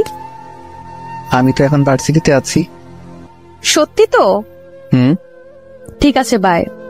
রোজা কলটা কেটে দিল। রোজার গলার আওয়াজ শুনে মনে হলো ও কান্না করছে। হঠাৎ রিয়া আমার পাশে এসে দাঁড়ালো। কি ব্যাপার, কে কল করেছিল? আব্বু। কি বললো? আরে তেমন কিছু না, এমনি কল দিয়েছিল। তুমি আমার থেকে কিছু লুকাচ্ছ না তো? আরে বাবা, আমি আবার কি লুকাবো। আচ্ছা এখন কি খাবে বলো? চলো ফুচকা খাবো। ঠিক আছে চলো। তারপর রিয়া আর আমি ফুচকার দোকানে ঢুকলাম। রিয়া ফুচকা খাচ্ছে আর মাঝে মাঝে আমার মুখে একটা ফুচকা তুলে দিচ্ছে। ওর সাথে সময় কাটাতে আমার অনেক ভালো লাগে, কিন্তু আজকে কেন যেন ভালো লাগছে না। মনে শুধু রোজার কথাই মনে পড়ছে। হঠাৎ মনে পড়লো এতক্ষণে তো ভার্সিটির সময় শেষ। হঠাৎ আমার মোবাইলে আবার কার যেন কল আসলো। পকেট থেকে মোবাইলটা বের করে স্ক্রিনে তাকিয়ে দেখি রোজা আবার কল করেছে। কিছু না ভেবে কলটা কেটে দিলাম। কলটা কেটে দিয়ে রিয়াকে বললাম, রিয়া আমার এখন যেতে হবে, একটা জরুরি কাজ আছে। না, আজকে আমরা সারাদিন ঘুরবো, তোমাকে আজকে সারাদিন আমার সাথে থাকতে হবে। রিয়া প্লিজ বোঝার চেষ্টা করো, আমার এখন যেতে হবে। রিয়া হালকা কেঁপে উঠল, কারণ আমি কখনো ওর সাথে এভাবে কথা বলিনি। আচ্ছা ঠিক আছে যাও। আর সরি। আমি বুঝতে পারলাম ওর সাথে এমনভাবে কথা বলা ঠিক হয়নি। আমি রিয়াকে বুকের সাথে জড়িয়ে ধরে বললাম, সরি, প্লিজ কষ্ট পেও না, একটু রাগ উঠে গিয়েছিল। প্লিজ সোনা, কথা বলো প্লিজ। তুমি বদলে গিয়েছো, তুমি আর আগের মতো নেই। বলেই রিয়া সেখান থেকে চলে গেল। আমি বিল পেমেন্ট করে দোকান থেকে বের হয়ে আসলাম। রাস্তায় এসে দাঁড়িয়ে আছি, নিজের উপর প্রচুর রাগ হচ্ছে, কিন্তু কারণ খুঁজে পাচ্ছি না। হঠাৎ আবার মোবাইলে রোজার কল আসলো। আমি কল রিসিভ করেই বললাম, আচ্ছা কি সমস্যা আপনার বলেন তো। মানে? এত কল করছেন কেন? না মানে অনেক সময় হয়ে গেছে, ভার্সিটি থেকে আসছো না, তাই ফোন করছি। আমি কি এখন আপনার কথায় চলবো নাকি? আমার যখন বাসায় আসতে মন চাইবে আমি তখন আসবো। আর শোনেন, আমাকে কল দিয়ে বেশি বিরক্ত করবেন না বলেই কল কেটে দিলাম। অনেক রাগ হচ্ছে রোজার উপর। কেন যে আব্বু এই মেয়েটার সাথে আমাকে বিয়ে দিল, কয়েকদিনের মধ্যেই আমার আরামের জীবনটাকে তছনছ করে দিল। যত তাড়াতাড়ি সম্ভব এই মেয়েকে আমার জীবন থেকে সরাতেই হবে। মোবাইলটা অফ করে দিলাম, আনমনে রাস্তায় হাঁটতে লাগলাম। এভাবে রাত 11টা বেজে গেল। এখন আর রাগ নেই, এখন শুধু ভয় করতেছে বাসায় গেলে আব্বুকে কিভাবে ম্যানেজ করব। ভয়ে ভয়ে বাসার দিকে পা বাড়াতে লাগলাম। কিছু সময়ের মধ্যে বাসায় পৌঁছালাম। ডুপ্লিকেট চাবি দিয়ে বাসার দরজা খুলে টিপে টিপে হেঁটে হলরুমে সিঁড়ি উঠতে যাব। হঠাৎ ডাইনিং টেবিলের দিকে চোখ যেতে দেখলাম রোজা চেয়ারে বসে টেবিলের উপরে মাথা রেখে শুয়ে আছে। ওকে দেখে মনে হচ্ছে ও অনেক সময় ধরে এখানে বসেছিল। ওর জন্য একটু খারাপ লাগলো।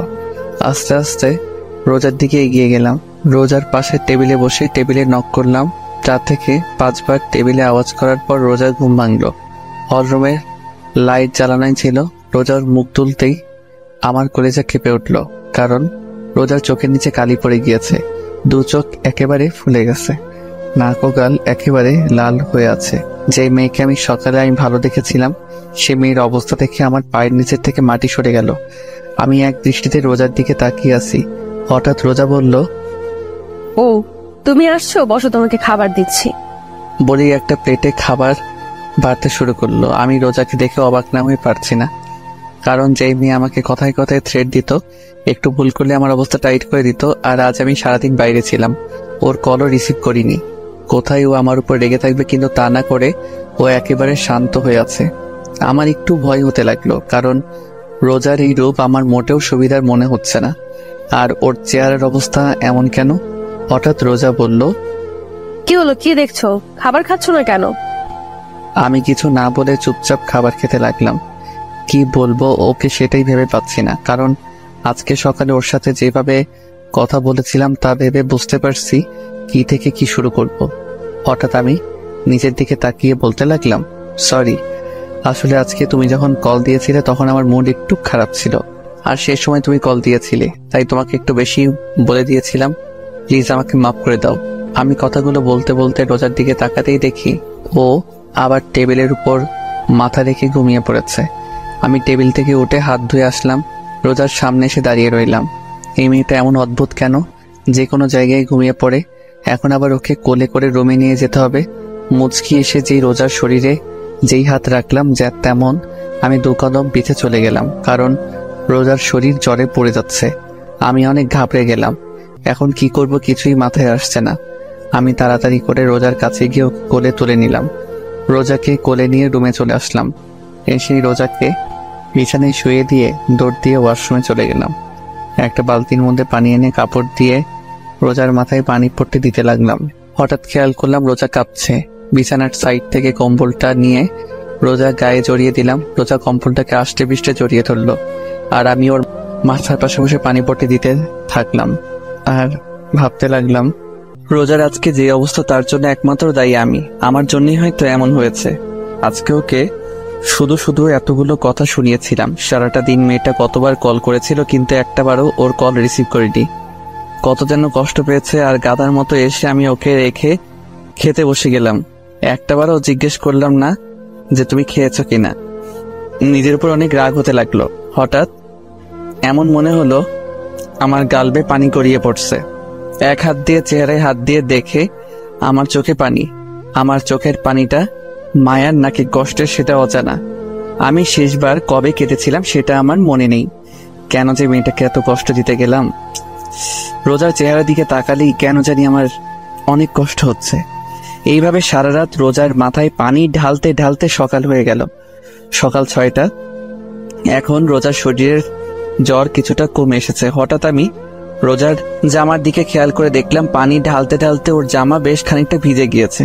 এখন হইল আরেক সমস্যা, রোজার জামা চেঞ্জ করা যায় কিভাবে কিছু সময় ভেবে আমি রুম থেকে বের হয়ে নেহার রুমের সামনে আসলাম। নেহার রুমের সামনে এসে বেশ খানিকটা সময় ধরে নেহাকে ডাকার পরে নেহা দরজা খুলতেই বলল, কি হয়েছে? সমস্যা কি? আপনি এত সকালে আমাকে ডাকছেন কেন? নেহা আমার সাথে এতটুকু বলেই চুপ হয়ে গেলাম, কারণ আমার বোন আমাকে আপনি করে বলছে। কি হলো বোন, তুই আমাকে আপনি করে বলছিস কেন? নেহা এক ঝটকায় হাতটা সরিয়ে নিয়ে আমার থেকে 2 কদম পিছে গিয়ে বলতে লাগলো, আমার ইচ্ছা আমি কাকে কি বলে রাখবো। আর আপনি আমার ভাই না, আমি আপনার কোনো বোন না। আমি অবাকের উপর অবাক হচ্ছি। কারণ কি এমন হয়েছে যার কারণে নেহা আমার সাথে এমন ব্যবহার করছে? কেন জানি ওর কথাগুলোয় আমার ভিতরে কেমন যেন ব্যথা অনুভব হতে লাগলো। হঠাৎ নেহা আমার মুখের সামনে চুটকি বাজিয়ে বলল, কি হলো? আপনি কেন এসেছেন এখানে? রোজার। কি হয়েছে ভাবি? কি বলেন? কি হয়েছে ভাবি? আমি কিছু বলার আগে নেহা আমাকে পাশ কাটিয়ে আমার রুমের দিকে দৌড় দিল। আমি দাঁড়িয়ে না থেকে নেহার পিছনে পিছনে গেলাম। নেহার রুমের ভিতর ঢুকে রোজার অবস্থা দেখে আমার দিকে রাগী দৃষ্টিতে তাকালো। ও এমন ভাবে আমার দিকে তাকালো যে আমি কোনো জেলের আসামি। নেহা আমার সামনে এসে বলল, কি করেছেন আপনি ভাবির সাথে? রাতে আমি আর রোজা খাবার টেবিলে বসেছিলাম। আমি খাবার খাচ্ছি, হঠাৎ দেখি রোজা কিছুটা কাঁপছে, কিন্তু আমি ভেবেছিলাম হয়তো এমনই। তারপর হাত ধুয়ে এসে যখন ওর ঢাক দিলাম কিন্তু উঠল না। ওর শরীরের হাত দিয়ে দেখি ওর শরীরে প্রচুর জ্বর এসেছে। তারপর ওকে রুমে নিয়ে এসে পানি পট্টি দিতে দিতে ওর জামা ভিজে গিয়েছে, তাই তোকে ডাক দিয়েছি। আচ্ছা, ভাবি কি আপনাকে কিছু বলেনি? না। একবারও কি রুমের অবস্থা দেখেছেন? না, রুমে আবার কি হবে? এটুকু বলেই পুরো রুমের দিকে তাকাতেই দেখলাম আমার রুমটা এমন দেখাচ্ছে যে রুমের ভিতরে কোনো বড়সড় টর্নেডো এসেছিল। রুমের প্রত্যেকটা জিনিস ভেঙে ফেলেছে, এমনকি খাটের উপর দেয়ালে আমার বড় একটা ছবি ঝোলানো ছিল সেটাও ভেঙে ফেলেছে। আমি নেহার দিকে তাকাতেই নেহা বলল, এগুলো সব আপনার জন্য হয়েছে। আমি যেই কিছু বলতে যাব তার আগে নেহা আমাকে ধাক্কা দিয়ে রুম থেকে বের করে দিল। আমি রুমের বাইরে দাঁড়িয়ে ভাবতে লাগলাম রোজা কেন ভেঙেছে সবকিছু। ওর কল্লা ধরায় কি ও রেগে গিয়ে এগুলো করেছে নাকি অন্য কোনো কারণে? এইভাবে কিছু সময় যাওয়ার পর নেহা রুমের দরজা খুলল। আমি রুমের বাইরে দাঁড়িয়েছিলাম। নেহা আমার সামনে এসে বলল, ভাইয়া, কালকে যদি তুই ভাবির সাথে মিথ্যা কথা না বলতি তাহলে আজকে এমনটা হতো না। কালকে দুপুর থেকে ভাবি কিছু না খেয়ে বসেছিল তোর জন্য, আর তুই বদলে গিয়েছিস ভাইয়া। বলেই নেহা চলে গেল। আমি চুপচাপ দাঁড়িয়ে থাকলাম, আর মাথায় শুধু একটা কথাই আসছে, তাহলে কি রোজা জানতো যে আমি ভার্সিটিতে না গিয়ে রিয়ার সাথে ঘুরতে গিয়েছিলাম, আর কাল থেকেও কিছু না খেয়ে বসেছিল, আর আমি নিজের প্রতি নিজের খুব রাগ হতে লাগলো। কিন্তু এত কিছু হয়ে যাওয়ার পরেও রোজা আমার সাথে রাগে কেন কথা বললো না কেন? আমি রুমের ভিতর আসতেই দেখলাম রোজা ঘুমিয়ে আছে। ওর চেহারা একেবারে শুকিয়ে গিয়েছে, চোখের নিচে কালি জমে গিয়েছে। আমি গিয়ে রোজার পাশে বসলাম, আর এক দৃষ্টিতে ওর চেহারার দিকে তাকিয়ে রইলাম। সকাল 8টার দিকে রোজার ঘুম ভাঙলো। ও চেয়ে দেখে আমি ওর দিকে এক দৃষ্টিতে তাকিয়ে আছি। রোজাও কিছু না বলে চুপচাপ আমার চোখের দিকে তাকিয়ে আছে। হঠাৎ রোজা বলল, কি হয়েছে? আপনি কাঁদছেন কেন? কেন যেন রোজার এই আপনি বলাই মনের মধ্যে কোনো কষ্ট লাগলো না।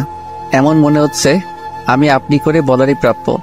আমি কিছু না ভেবে রোজাকে দুহাত দিয়ে আমার বুকের সাথে চেপে ধরলাম। আমি আজ প্রথমবার রোজাকে নিজের ইচ্ছায় বুকের সাথে জড়িয়ে ধরলাম। রোজা একেবারে চুপ হয়ে আছে, কিছুই বলছে না। এমনিও কোনো নড়াচড়াও করছে না। ওর এইভাবে চুপ করে থাকা আমি মেনে নিতে পারছি না। প্লিজ আমাকে মাফ করে দাও। আমি কালকে তোমার সাথে মিথ্যা কথা বলতে চাইনি, ভয়ে ছিলাম যদি তোমাকে সত্যি কথা বললে যদি তুমি রাগ করতে, তাই। কিন্তু এখন মনে হচ্ছে তোমাকে সত্যি কথা বলে দেওয়াটাই উচিত ছিল। প্লিজ আমাকে মাফ করে দাও কালকে তোমার সাথে বাজে ব্যবহার করার জন্য। তোমাকে একটা কথা বলবো, তার সত্যি সত্যি উত্তর দিবে। বলো, কি জানতে চাও তুমি? তুমি কি রিয়াকে সত্যি ভালোবাসো? আমার জন্য কি তোমার মনে কোনো ভালোবাসা নেই?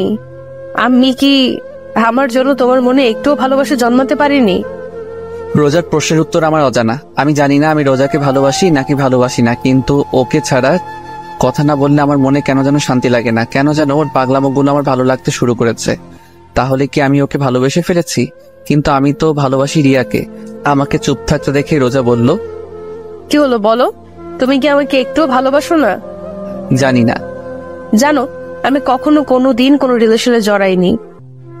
আমার শুধু একটাই চাওয়া ছিল, আর তা হলো বিয়ের পর নিজের স্বামীকে ভালোবাসবো, স্বামীর সাথে ছুটিয়ে প্রেম করব।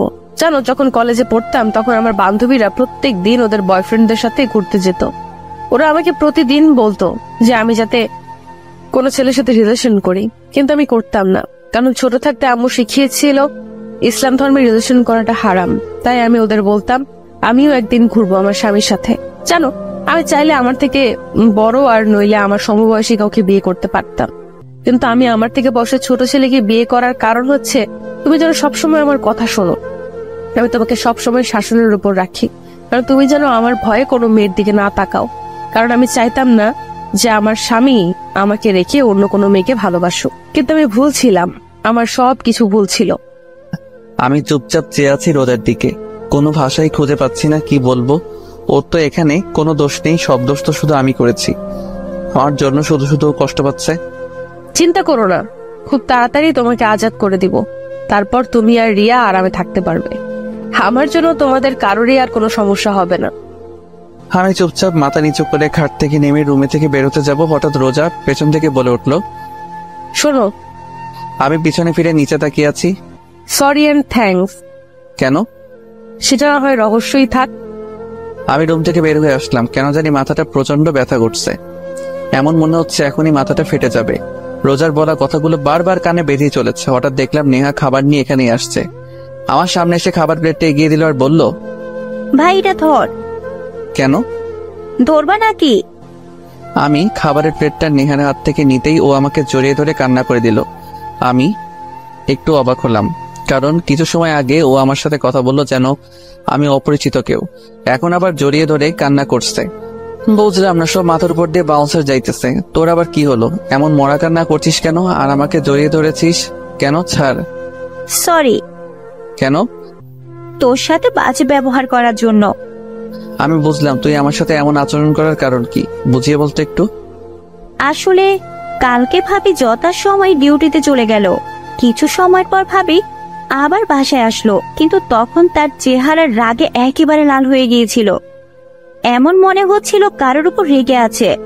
তারপর কাকে যেন মোবাইলে কল করলো, কিন্তু প্রথমবার কল রিসিভ করতে ভাবি রেগে গেল।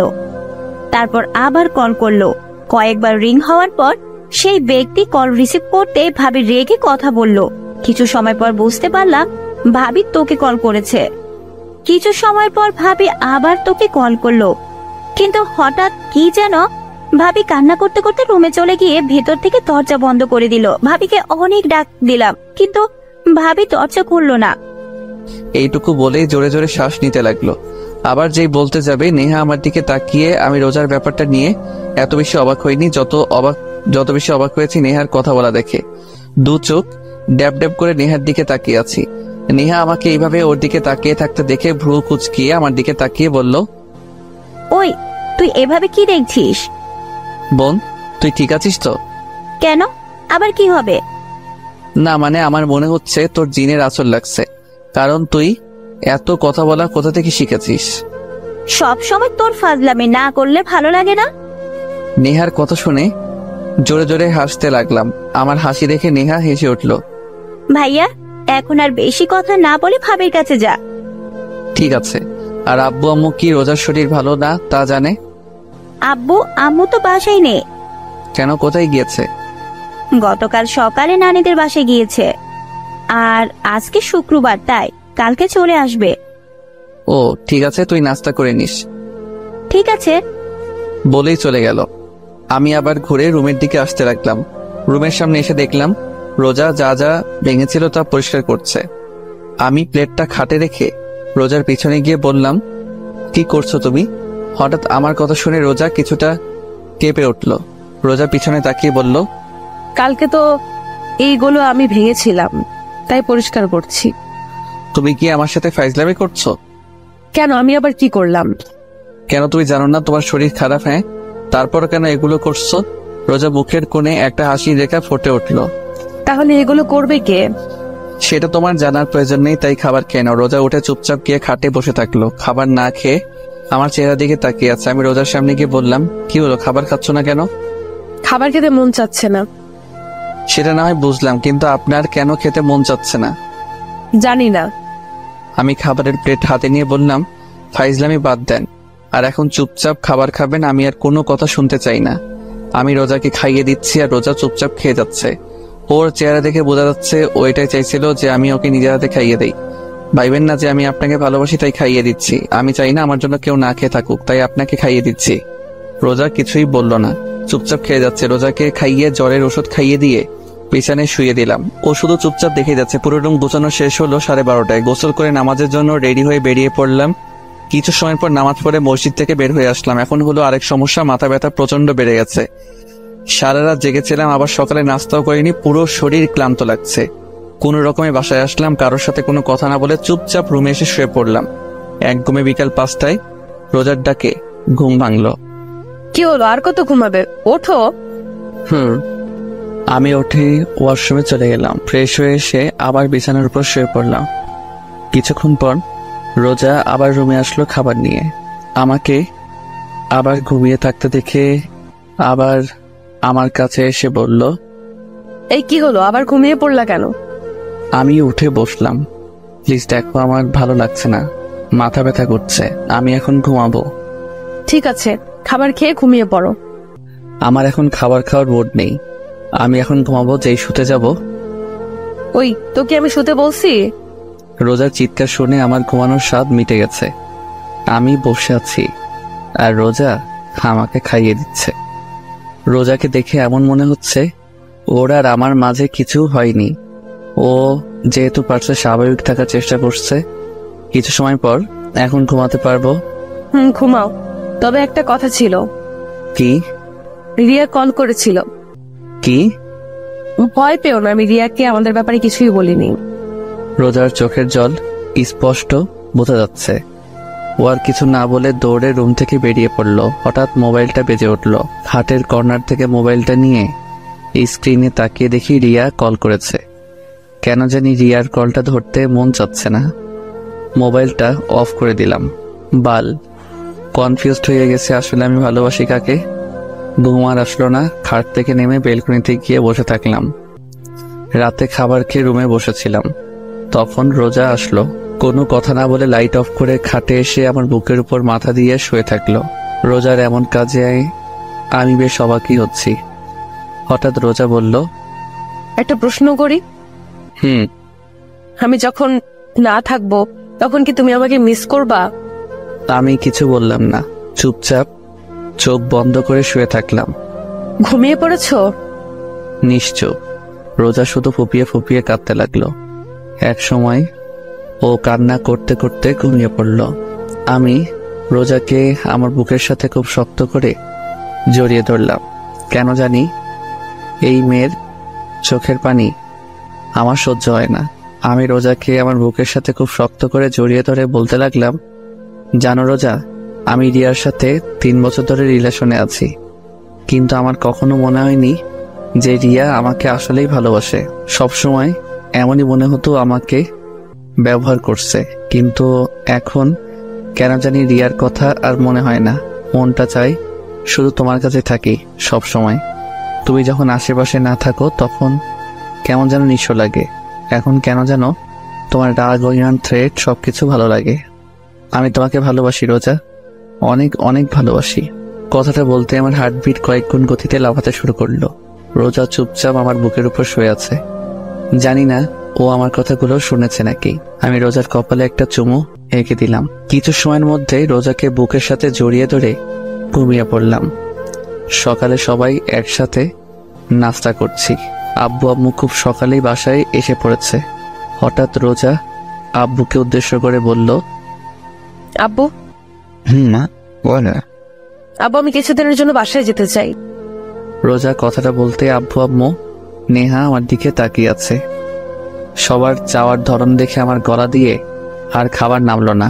পানি খেয়ে সবাইকে উদ্দেশ্য করে বললাম, তোমরা সবাই আমার দিকে এইভাবে তাকিয়ে আছো কেন? আজকে কি আমাকে একটু বেশি সুন্দর দেখাচ্ছে? কেন মা, এই গাধাটাই কি কিছু বলেছে? কিছু বললে আমাকে বলো, দেখো ওকে কি করি। আমি আহত দৃষ্টিতে আব্বুর দিকে তাকিয়ে আছি। আসলে কি ওনারা আমার বাবা মা নাকি আমাকে রাস্তা থেকে কুড়িয়ে এনেছে? না, উনি কিছু বলেনি। আসলে আব্বু আম্মুকে অনেকদিন ধরে দেখতে মন চাচ্ছে, তাই ভাবলাম কয়েকদিনের জন্য দেখে আসি। ঠিক আছে, যাও। আর এই গাধাটাকেও সাথে করে নিয়ে যাও। না, উনি বললো যাবে না, ওনার কি যেন কাজ আছে। আমি একটু অবাক হলাম রোজার কথায়। বেকার ছেলের আবার কাজও আছে, সারাদিন খায় আর ঘুরে বেড়ায়, এখন বলছে তার নাকি কাজও আছে। আমার দিকে তাকিয়ে বলল, এখন আর নিতে পারতেছি না। আব্বুর কথা শুনে মন চাচ্ছে কেঁদে দেই। আমি কিছু না বলে ওখান থেকে উঠে রুমে চলে আসলাম। রুমে এসে একটা কথাই ভাবতে লাগলাম, রোজা আব্বু আম্মুর কাছে মিথ্যা কথা বলল কেন? কিছু সময় পর রোজা রুমে আসলো। আমার দিকে না তাকিয়ে ওর জামা প্যাক করতে লাগলো। ওরে অবহেলা আমার সহ্য হচ্ছে না। আমি খাট থেকে নেমে রোজার পিছনে গিয়ে দাঁড়ালাম। রোজা, বাসায় কেন যাচ্ছ? বললাম তো আব্বু আম্মুর কথা খুব মনে পড়ছে, তাই দেখা করতে চাচ্ছি। কয়দিন থাকবা? জানি না। বলেই ঘুরে আবারও ওর কাজ করতে লাগলো। আমি তোমার সাথে আসি? রোজা আমার দিকে তাকিয়ে একটু রাগী লোক নিয়ে বলল, না। কেন? তুমি যদি আমার সাথে আসো তাহলে রিয়া কি সময় দিবে কিভাবে? তাই তোমার আমার সাথে আসার কোনো প্রয়োজন নেই। এই মেয়ে এত জেদি কেন বুঝলাম না। কিভাবে যে বলি ওকে ছাড়া আমি থাকবো কিভাবে? হঠাৎ রোজা বলল, রুম থেকে বের হও। কেন? আমি জামা চেঞ্জ করব। ও মাথা নত করে রুম থেকে বের হয়ে আসলাম। কিছু সময়ের মধ্যে রোজা রেডি হয়ে নিচে এসে সবার থেকে বিদায় নিয়ে বেরিয়ে পড়ল। আব্বু ড্রাইভারকে বলে দিয়েছে রোজাকে পৌঁছে দিতে। রোজা চলে গেল, কিন্তু একবারও আমার দিকে তাকালো না। আমি রুমে এসে দরজা লাগিয়ে বেলকনিতে এসে দাঁড়িয়ে থাকলাম। রোজাকে ছাড়া কেমন যেন খালি খালি লাগছে। কোনোভাবে রাত পর্যন্ত সময় কাটালাম, কিন্তু এখন আর ভালো লাগছে না। মন চাচ্ছে রোজার সাথে কথা বলতে, কিন্তু কি বলবো তা ভেবে পাচ্ছি না। রাত 10টায় মাথায় একটা আইডিয়া আসলো। একটু ভয়ে ভয়ে রোজাকে কল দিলাম। একবার রিং হতেই রিসিভ করলো। এমন মনে হচ্ছে মোবাইলের সামনে বসেছিল। হ্যালো। বলো, কেন কল দিয়েছো? এমন মনে হচ্ছে আমি আমার এক্সকে কল দিয়েছি। ডিনার করেছেন? এটা জানার জন্য কল দিয়েছো? না, মানে যা বলার জন্য কল দিয়েছিলাম তা ভুলে গিয়েছি। ঠিক আছে, তাহলে রাখলাম। বলেই কল কেটে দিল। বুঝলাম না এই মেয়েটা এত জেদি কেন। একটু কথা বললে কি এমন হয়ে যাবে? আর কেন ও আমার সাথে কথা বলবে? এখন পর্যন্ত কি আমি ওকে ভালোবেসে আগলে ধরেছি? না, একটাবার ওকে জড়িয়ে ধরে বলেছি যে আমি তোমাকে ভালোবাসি। না, একটাবার ওর সাথে ভালোভাবে কথা বলেছিলাম। যখন থেকে দেখা হয়েছে সেই দিন থেকে ওকে প্যারা ভেবেই চলেছি। যখন সামনে ছিল তখন ওকে দূরে পাঠাতে চাইতাম, আর এখনো দূরে চলে গিয়েছে। তাহলে আমার এমন কষ্ট হচ্ছে কেন? বেলকনিতে বসে রোজার কথা ভাবতে ভাবতে কখন যে ঘুমিয়ে পড়েছি মনে নেই। সকলে সূর্যের আলোয় ঘুম ভাঙল। ঘুম থেকে উঠে দেখলাম রাতে বেলকনিতেই শুয়ে পড়েছিলাম। ওয়াশরুম থেকে ফ্রেশ হয়ে এসে রোজাকে কল করলাম, কিন্তু ও কল রিসিভ করলো না। 4 থেকে 5 বার ট্রাই করার পরও ও রিসিভ করলো না। সকাল সকালই মনটা খারাপ হয়ে গেল। নিচে এসে সবার সাথে নাস্তা করতে বসলাম। চুপচাপ নাস্তা করে ভার্সিটির জন্য বেরিয়ে পড়লাম। কিছু সময়ের মধ্যে ভার্সিটিতে পৌঁছে গেলাম। ক্লাসরুমে এসে একেবারে লাস্ট বেঞ্চে গিয়ে বসলাম। একটু অবাক হলাম, আজকে হারামি 3টাকে দেখা যাচ্ছে না। হঠাৎ রিয়া সামনের বেঞ্চ থেকে উঠে এসে আমার পাশে বসলো। হাই, তুমি আমার কল রিসিভ করো না কেন? আস্তে আস্তে বলল, কারণ ম্যাডাম ক্লাস নিচ্ছেন। এখন ক্লাস করো, পরে কথা বলি। রিয়ার সাথে এখন কথা বলার কোনো ইচ্ছাই নাই। চলো না বাইরে যাই। আমি রিয়ার কথার কোনো উত্তর দিলাম না, চুপচাপ ক্লাস করতে লাগলাম। ক্লাস শেষ করে বাইরে এসে দাঁড়িয়ে আছি। পকেট থেকে মোবাইলটা বের করে স্ক্রিনে না তাকিয়েই 9কে কল দিলাম। কল রিসিভ করতেই বলল, ওই, তোমাকে বলেছি না আমাকে কল করবে না? ওই শালা, তুই আমার সাথে ফাইজলামি করছিস? ভালোভাবে কথা বলার, তুই কোথায় এখন? ওই, তুমি গাঁজা সেবন করেছো নাকি? কি আবল তাবল বকছো? কাকে কল দিয়েছো? স্ক্রিনে একবার তাকিয়ে দেখেছো? কাকে আবার কল করব? আমার বন্ধু নাইমকে কল কথা বলতে বলতে স্ক্রিনে তাকিয়ে দেখি আমি ভুলে রোজাকে কল দিয়ে ফেলেছি। সরি, আসলে ভুলে কল গিয়েছে। আমি জানি তুমি ভুলে কল দিয়েছো নাকি নিজ ইচ্ছায় কল দিয়েছো। আরে বললাম তো ভুলে কল চলে গিয়েছে। আর আপনি কথা এমন বাড়াচ্ছেন কেন? কি আমি কথা বেড়াচ্ছি? আরে তোর মতো ছেলেদেরকে আমার চিনা আছে, নিজ ইচ্ছায় কল দিয়ে বলে ভুলে চলে গিয়েছে। ঢং করছিস তুই আমার সাথে? দেখো, তুমি ভুল বুঝতেছো। তোমার সাথে কথা বলার আমার কোনো ইচ্ছাই নেই, আর আমার অনেক কাজ আছে। আর ভালোভাবে কথা বলো, তুই করে কিন্তু আমিও বলতে পারি। বাহ, বেকার ছেলের আবার কাজও আছে। কলটা কেটে দিলাম। প্রচুর রাগ উঠতেছে। যে কোনো ভাবে এই বেকার নামের ট্যাগটা সরাতে হবে। রোজার বলা কথাগুলোই প্রচুর রাগ উঠতেছে। বললাম যে ভুলে কল চলে গিয়েছে, তা না শুনে তুইটাই শুরু করে দিয়েছে। রিয়া পিছন থেকে অনেকবার ডাকতেছিল, কিন্তু ওর সাথে কোনো কথা না বলে ক্যাম্পাস থেকে বের হয়ে আসলাম। এখন উদ্দেশ্য হচ্ছে চৌধুরী ইন্ডাস্ট্রিজ। কিছু সময়ের মধ্যে পৌঁছে গেলাম। কোম্পানির ভিতরে ঢুকে আব্বুর কেবিনের দিকে যাচ্ছি। হঠাৎ আব্বুর পিএ শামসুল হক, বয়স 47 হবে, সামনে এসে বলল, আরে বাবা, কেমন আছো? উনি আমার বড়, তাই স্যার ডাকতে মানা করেছি, তাই উনি আমাকে বাবা বলে ডাকেন। আঙ্কেল, আমি ভালো আছি, আপনি কেমন আছেন? আর আব্বু কি কেবিনে? আমিও ভালো আছি। আর বড় স্যার তো এখন একটা ইম্পর্টেন্ট মিটিংয়ে আছেন। তুমি কেবিনে বসো, আমি বড় স্যারকে বলছি। আমি ওনার সাথে আর কোনো কথা না বলে মিটিং রুমের দিকে এগোচ্ছি। রুমের দরজা খুলে ভেতরে ঢুকে দেখলাম আব্বু আসলে অনেক ইম্পর্টেন্ট একটা মিটিং করছিল, কারণ অনেক লোক ছিল রুমে। সবাই আমার দিকে তাকিয়ে আছে। আব্বু, তোমার সাথে কথা ছিল। কেবিনে গিয়ে একটু ওয়েট করো, মিটিং শেষ পর্যায়ে। আব্বু, তোমার সাথে জরুরি কথা আছে। আব্বু একটু অবাক হলো, তারপর কিছু না বলে মিটিং রুম থেকে বের হয়ে তার কেবিনে আসলাম। আসতে আব্বু বলল, আপনার চরণ আমার কোম্পানিতে ফেলে।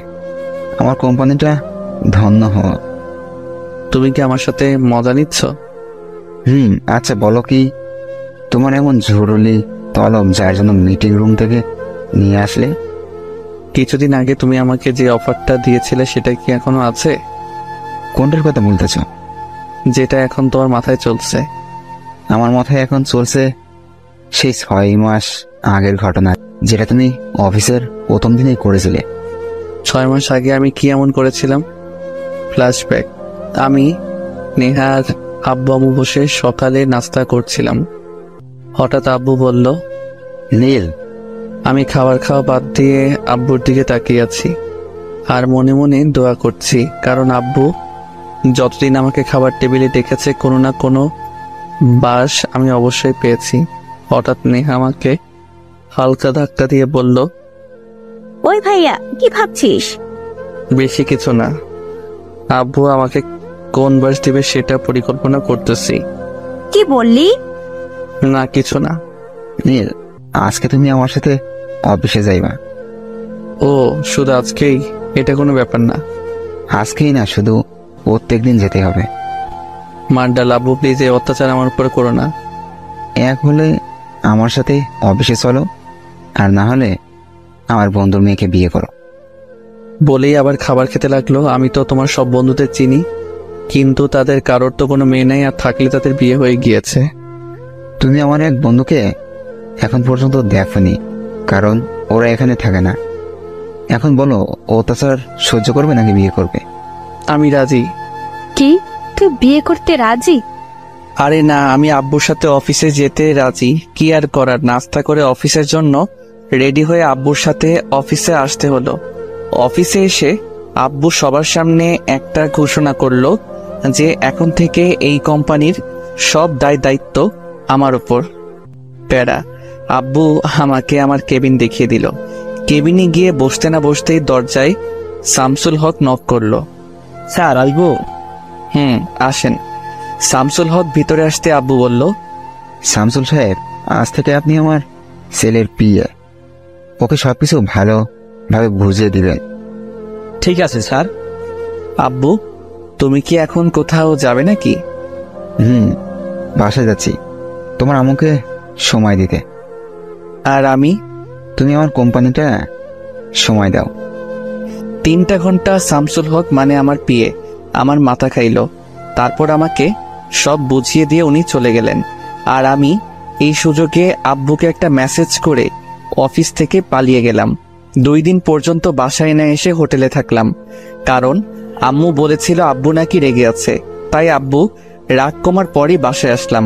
ভেবেছিলাম আব্বু হয়তো বিয়ের কথাটা ভুলে গিয়েছে, কিন্তু কিছুদিন আগে আব্বুর কথা মতো আমার বিয়ে করিয়ে দিল তার বন্ধুর মেয়ের সাথে। বর্তমানে এখন খেয়াল হয়েছে আপনার? আপনি কি করছিলেন? ও, ওটা তো ভুলে হয়ে গিয়েছিল। এখন আমি আর সেই ভুল করার আর সুযোগ দিতে চাই না। আব্বু প্লিজ, এখন আমি ভালো হয়ে গিয়েছি, ভালোভাবে সব দায়িত্ব পালন করব। আর ওদিনের জন্য সরি। একবার ভেবে দেখো, এটা কিন্তু অনেক বড় দায়িত্ব। এই বেকার নামের ট্যাগটা সরাতে আমি সব করতে রাজি। ঠিক আছে, তাহলে আমি মিটিংটা শেষ করে শামসুল সাহেবকে তোমার কথা বলে বাসায় চলে যাচ্ছি। ঠিক আছে। আব্বু চলে গেল। কিছু সময় পর শামসুল হক এসে আমাকে আগের মতো সবকিছু বুঝিয়ে দিতে লাগলো। সন্ধ্যা অফিস থেকে বের হলাম। আজকের দিনটা কেমন যেন লাগছে। আজকে থেকে আর কেউ আমাকে বেকার বলবে না, এটা ভেবে এক অন্যরকম ভালো লাগা কাজ করছে। রিকশায় করে বাসায় আসলাম। বাসায় আসতেই কারোর সাথে কোনো কথা না বলে দিলাম এক ঘুম।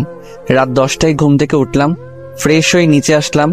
আব্বু আম্মু নেহা কি নিয়ে যেন হাসাহাসি করছিল, কিন্তু আমাকে দেখতেই সবাই চুপ হয়ে গেল। আম্মু উঠে আমার কাছে এসে বলল, বাহ, আমার ছেলেটা এখন বেকার নয়, এত বড় হয়ে গিয়েছে আর আমি বুঝতেই পারলাম না। আম্মু কথাটা বলতেই সবাই আবার হাসতে শুরু করলো। আমার সাথে কি তোমরা মজা নিচ্ছ? এভাবে এক সপ্তাহ পর আজকে আর অফিসে যেতে মন চাচ্ছে না, কারণ কাল সারা রাত রোজার কথা ভাবতে ভাবতে না ঘুমিয়ে কাটিয়ে দিয়েছি। সেই দিনের পর থেকে রোজার সাথে এখনো পর্যন্ত আমার কোনো যোগাযোগ হয়নি। প্রতিটা মুহূর্তে ওর কথা মনে হয়, কিন্তু কথা বলতে পারি না, কারণ সব দোষ আমার। কিন্তু আব্বু আম্মু রোজার ব্যাপারে কোনো কথা বলছে না, কারণ কি? বেলকনিতে দাঁড়িয়ে এগুলো ভাবছিলাম। হঠাৎ পিছন থেকে নেহা বলল, ভাইয়া নাস্তা করবি না? আম্মু ডাকছে। তুই যা, আমি আসছি। নেহার দিকে ঘুরে বললাম। নেহা আমার সামনে এসে আমাকে জড়িয়ে ধরে বলল, ভাইয়া, তুই কি কোনো ব্যাপার নিয়ে আপসেট? না, কেন, কি হয়েছে? নেহার মাথায় হাত বুলিয়ে বললাম, কিছুদিন ধরে দেখছি তুই কেমন যেন মনমরা হয়ে আছিস। তুই যদি আমার সেদিনের কথার জন্য কষ্ট পেয়ে থাকিস, তাহলে আমাকে মাফ করে দে। ওরে আমার পাগলি বোন রে, আমি কি একবারও বলেছি আমি কোনো ব্যাপার নিয়ে আপসেট? পাগলি, এত বেশি বুঝিস কেন? সত্যি তো তুই কোনো ব্যাপার নিয়ে আপসেট না? না। তাহলে একটা কথা বলি। এতক্ষণ যাবত তো বকবক করেই যাচ্ছিস, এখন একটা কথা বলতে আবার পারমিশন লাগে? আয় না, আজকে বিকেলে কোথাও ঘুরতে যাই। আমি নেহার কথা শুনেও না শোনার ভান করে দৌড়ে রুম থেকে বের হয়ে নিচে চলে আসলাম, আর নেহা আমার পিছন পিছন দৌড়ে চলে আসলো। আব্বু আগেই অফিসে চলে গিয়েছে, তাই আমি, আম্মু আর নেহা একসাথে নাস্তা করছি। নেহা বকবক করেই যাচ্ছে। আম্মু, ওকে কিছু বলো না প্লিজ। আম্মু, ওকে বলো না আমাকে ঘুরতে নিয়ে যেতে। আমাকে তোদের ভাই বোনের ঝগড়ায় জড়াইয়া দিবি না, তোদেরটা তোরাই সমাধান কর। তুই আমার সাথে যাবি কেন? তোর বয়ফ্রেন্ডের সাথে যা। শোন, আমার কোনো বয়ফ্রেন্ড নেই, আর বিয়ের আগে রিলেশন করা হারাম, আর বিয়ের পর আমার স্বামীর সাথে ঘুরবো, তোকে বলবো না। এখন বল, নিয়ে যাবি নাকি? নেহার কথাটা শুনতেই রোজার কথা মনে পড়ে গেল। ও পাগলি মেয়েটাও তো আমাকে প্রত্যেক দিন এই একই কথাই বলতো, কিন্তু আমি তখন ওর কথার কোনো মূল্য দিতাম না। ওই ভাইয়া, কি ভাবছিস? বল না, নিয়ে যাবি নাকি? আচ্ছা ঠিক আছে, নিয়ে যাব। এখন আমার মাথা না খেয়ে খাবার খা। বিকেলে আসর নামাজ আদায় করে বাড়িতে আসলাম, তারপর নেহাকে নিয়ে ঘুরতে বের হলাম। নেহার সাথে ঘুরতে ঘুরতে রাত 8টা বেজে গেল। হঠাৎ নেহা বলল, ভাইয়া অনেক ক্ষুধা লেগেছে, রেস্টুরেন্টে চল। ঠিক আছে চল। নেহাকে নিয়ে একটা রেস্টুরেন্টে আসলাম। রেস্টুরেন্টে গিয়ে এক টেবিলের দিকে আমার চোখ আটকে গেল, কারণ রিয়া একটা ছেলের সাথে বসে আছে। আমি নেহাকে নিয়ে অন্য পাশ দিয়ে ঘুরে এসে রিয়াদের পিছনে টেবিলে বসলাম। এখান থেকে ওদের কথা স্পষ্ট শোনা যাচ্ছে। আমি নেহাকে বললাম খাবার অর্ডার করতে। হঠাৎ রিয়া যা বলল তার জন্য মোটেও প্রস্তুত ছিলাম না, কারণ পাশের ছেলেটাকে বলল, আবির, তুমি আমাকে কবে বিয়ে করবে? দেখো রিয়া, আমাকে আর কিছুদিন সময় দাও। আমি এখন একটু টেনশনে আছি। দেখো আবির, আমাকে ধোকা দিও না, কারণ আমার পেটে আমাদের দুজনের সন্তান আছে। প্লিজ যা করার তাড়াতাড়ি করো। রিয়ার কথা শুনে আমার মাথায় বাজ পড়ল। এই মেয়ের জন্য আমি রোজাকে এখন পর্যন্ত আমার বউ হিসেবে গণ্য করলাম না। ওর জন্য রোজাকে এত ভালোবাসার পরেও ওকে বলতে পারলাম না যে আমি তোমাকে ভালোবাসি। রোজা, মনটা চাচ্ছে এই মেয়েকে কষে কয়টা থাপ্পড় দেই। তারপরেও রাগটাকে চেপে রাখলাম শুধু নেহার জন্য। তারপর খাবার অর্ডার করলাম, আর আমার পেট রিয়ার কথা শুনে বড় হয়ে গিয়েছে। কিছু সময় পর নেহাকে নিয়ে বাসায় চলে আসলাম। বাসায় আসতেই সোজা আমার রুমে চলে আসলাম। মাথা প্রচুর গরম হয়ে আছে। রাগ কমাতে না পেরে সোজা ওয়াশরুমে চলে এসে শাওয়ার ছেড়ে ভিজতে লাগলাম। আধা ঘন্টা যাবৎ ভিজার পরেও মাথা ঠান্ডা হচ্ছে না। আর রাগ কন্ট্রোল করতে না পেরে সোজা দেয়ালে 4-5টা ঘুষি মারলাম। হাতের প্রচন্ড ব্যথায় মাথা কিছুটা ঠান্ডা হয়েছে। ঘন্টাখানেক ভিজার পরে ওয়াশরুম থেকে বের হয়ে আসলাম। বাম হাতটা প্রচন্ড ব্যথা করছে, কিন্তু মনের কষ্টের কাছে এই হাতের ব্যথা কিছুই না।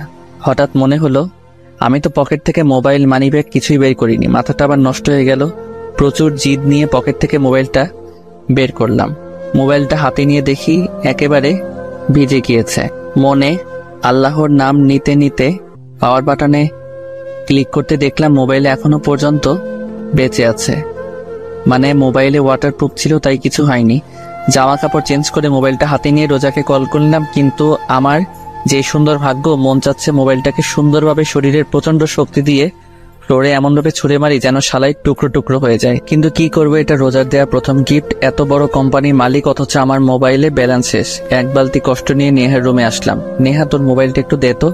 কেন? একটু দরকার আছে। নেহা আর কোনো কথা না বলে মোবাইলটা আমার দিকে বাড়িয়ে দিল। রোজার নাম্বারে 5-6 বার কল করলাম, কিন্তু ওর মোবাইল বন্ধ বলছে।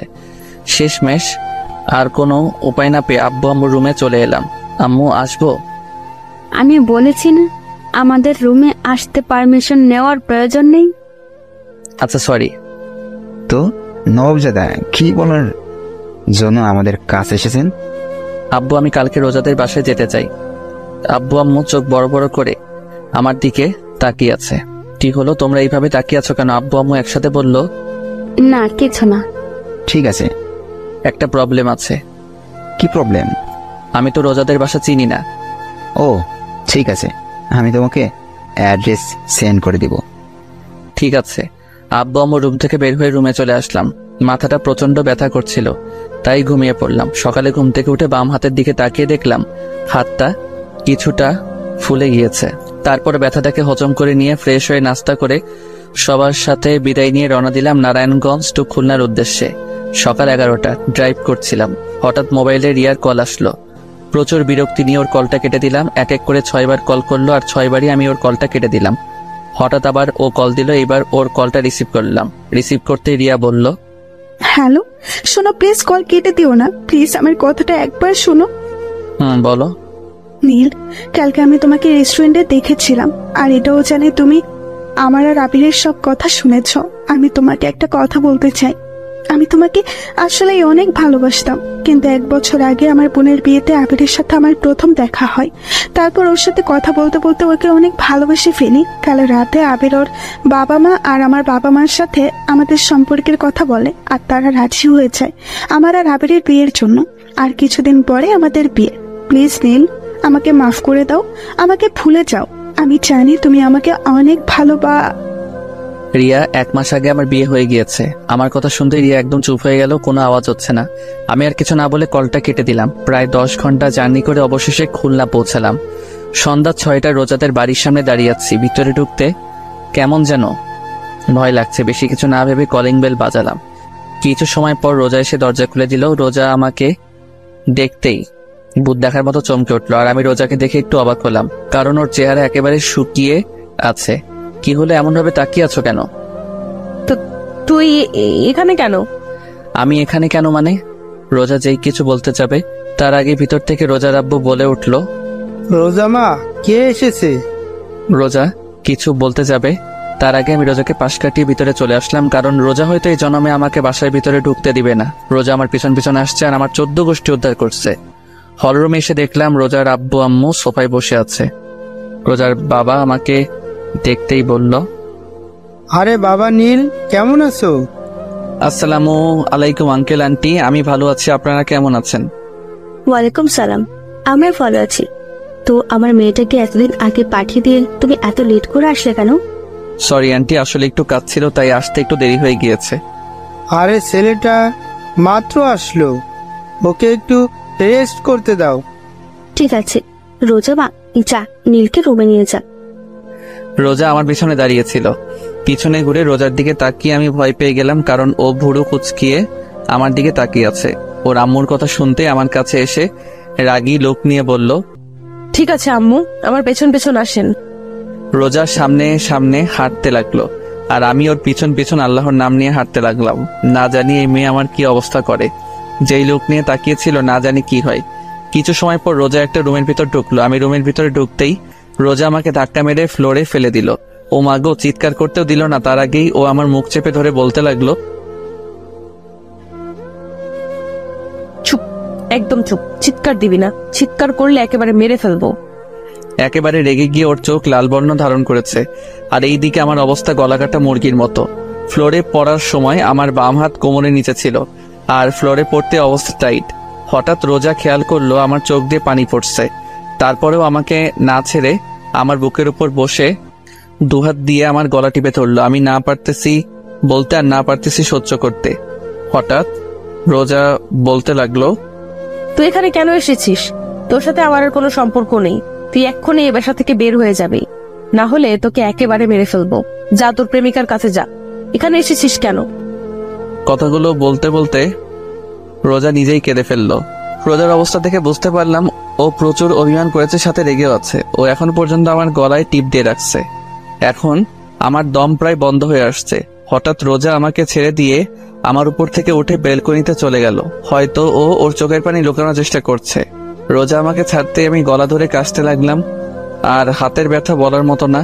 কিছু সময় পর আমি উঠে বেলকনির দিকে আসলাম।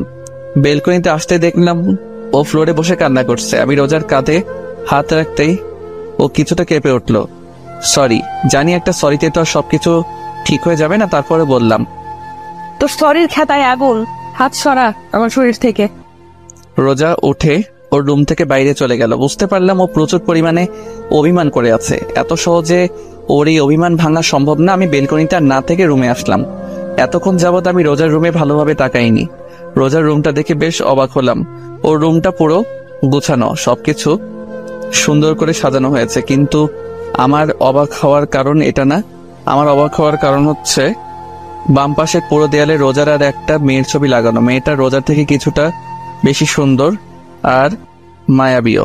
কিন্তু আমি যতটুকু জানি রোজার তো কোনো বোন নেই, তাহলে এটাকে। আমি ওয়াশরুমে চলে গেলাম ফ্রেশ হওয়ার জন্য। কিছু সময় হাতের কবজি পানিতে ভিজিয়ে রাখলাম, কারণ আগের তুলনায় এখন আরো বেশি ফুলে গিয়েছে।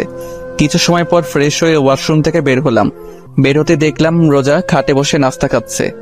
রোজা যেন আমার হাতটা না দেখে, তাই কবজি পর্যন্ত পকেটে ঢুকিয়ে রাখলাম। রোজা শুধু সাপের মতো ফোঁস করতেছে আর খেয়েই যাচ্ছে। ওকে এইভাবে দেখে আমার ভয় করছে, আবার হাসিও পাচ্ছে, কারণ প্রচন্ড রাগের কারণে ওর নাক, গাল, চোখ একেবারে লাল হয়ে আছে।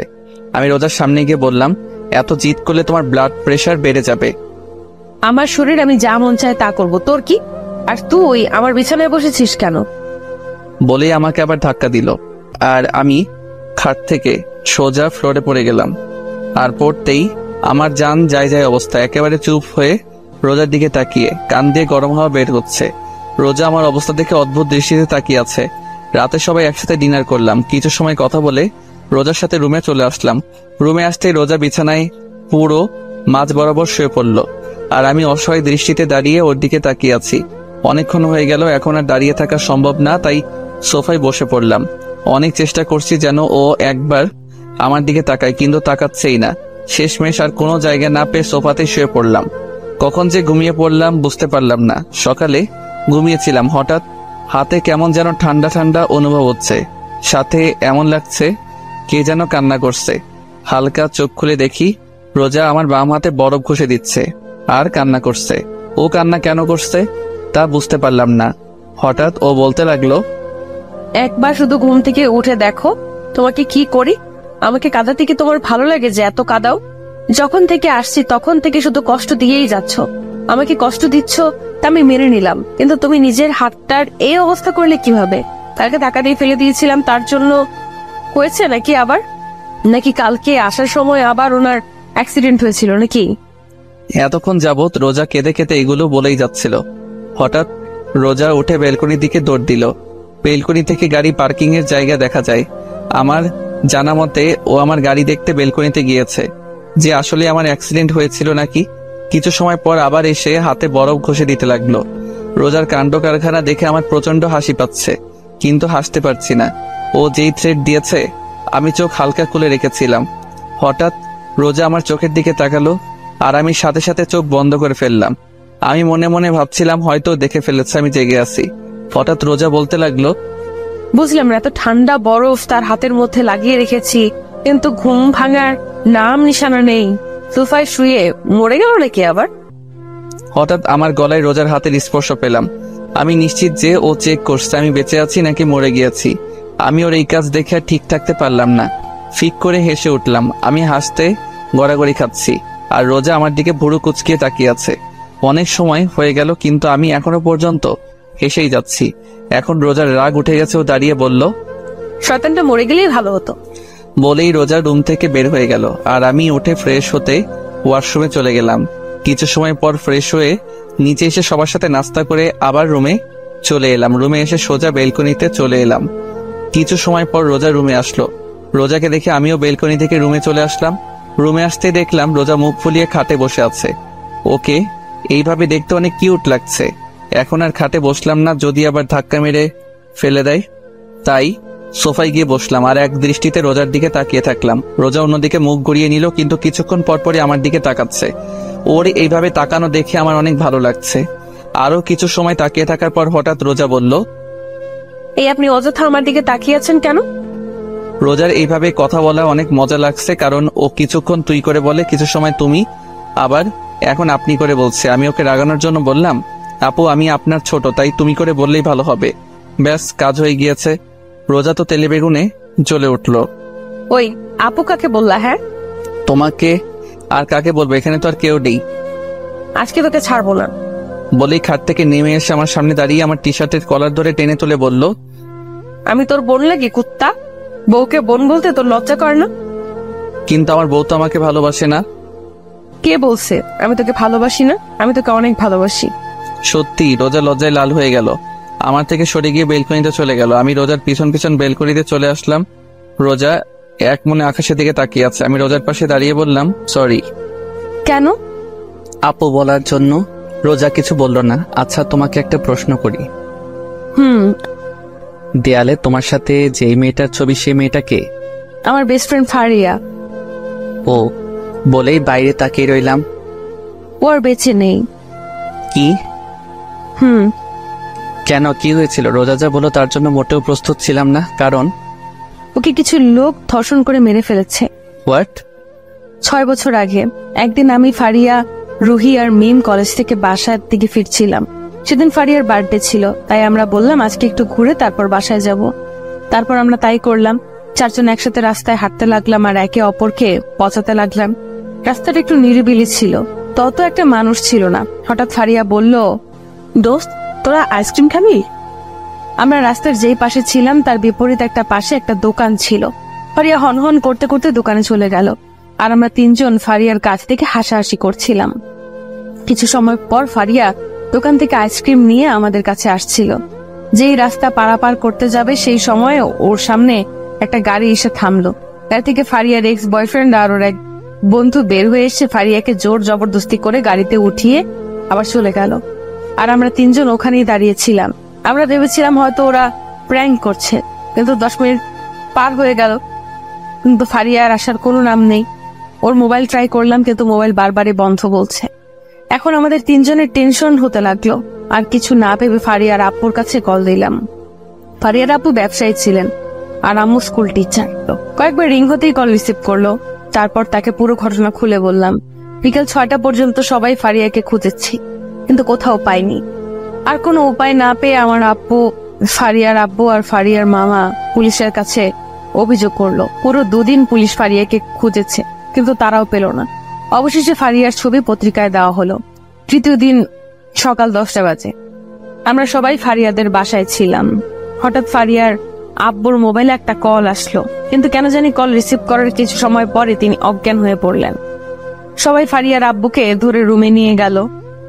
আর এইদিকে আব্বু যে কলটা আসছিল সেই নাম্বারে আবার কল দিল। আব্বু কিছু সময় কথা বলল। সবে আব্বুর থেকে জিজ্ঞেস করলে আব্বু বলে রাস্তার আবর্জনার পাশে পুলিশ একটা মেয়ের লাশ পেয়েছে।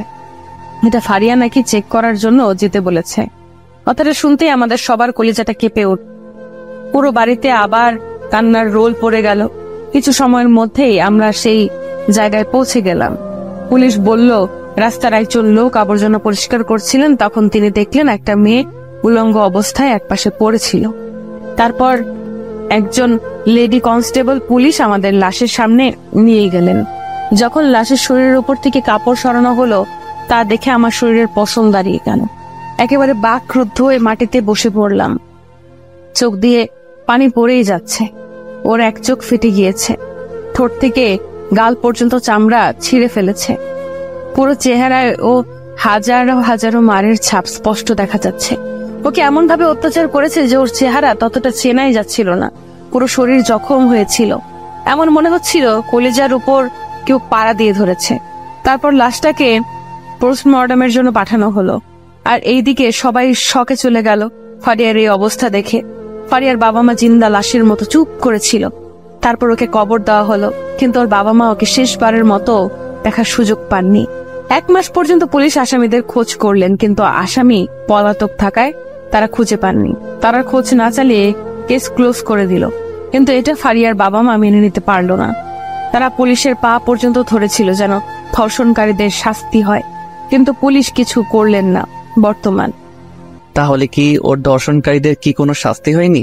রোজা চুপ হয়ে মাটিতে বসে কাঁদছে। আমি রোজার দুবাহু খুব শক্ত করে চেপে ধরে ওকে ধাক্কা দিয়ে বললাম, কি হলো, কথা বলছো না কেন? ওই শোরের বাচ্চাদের কি কোনো শাস্তি হয়নি? না, তখন ওদের কোনো শাস্তি হয়নি।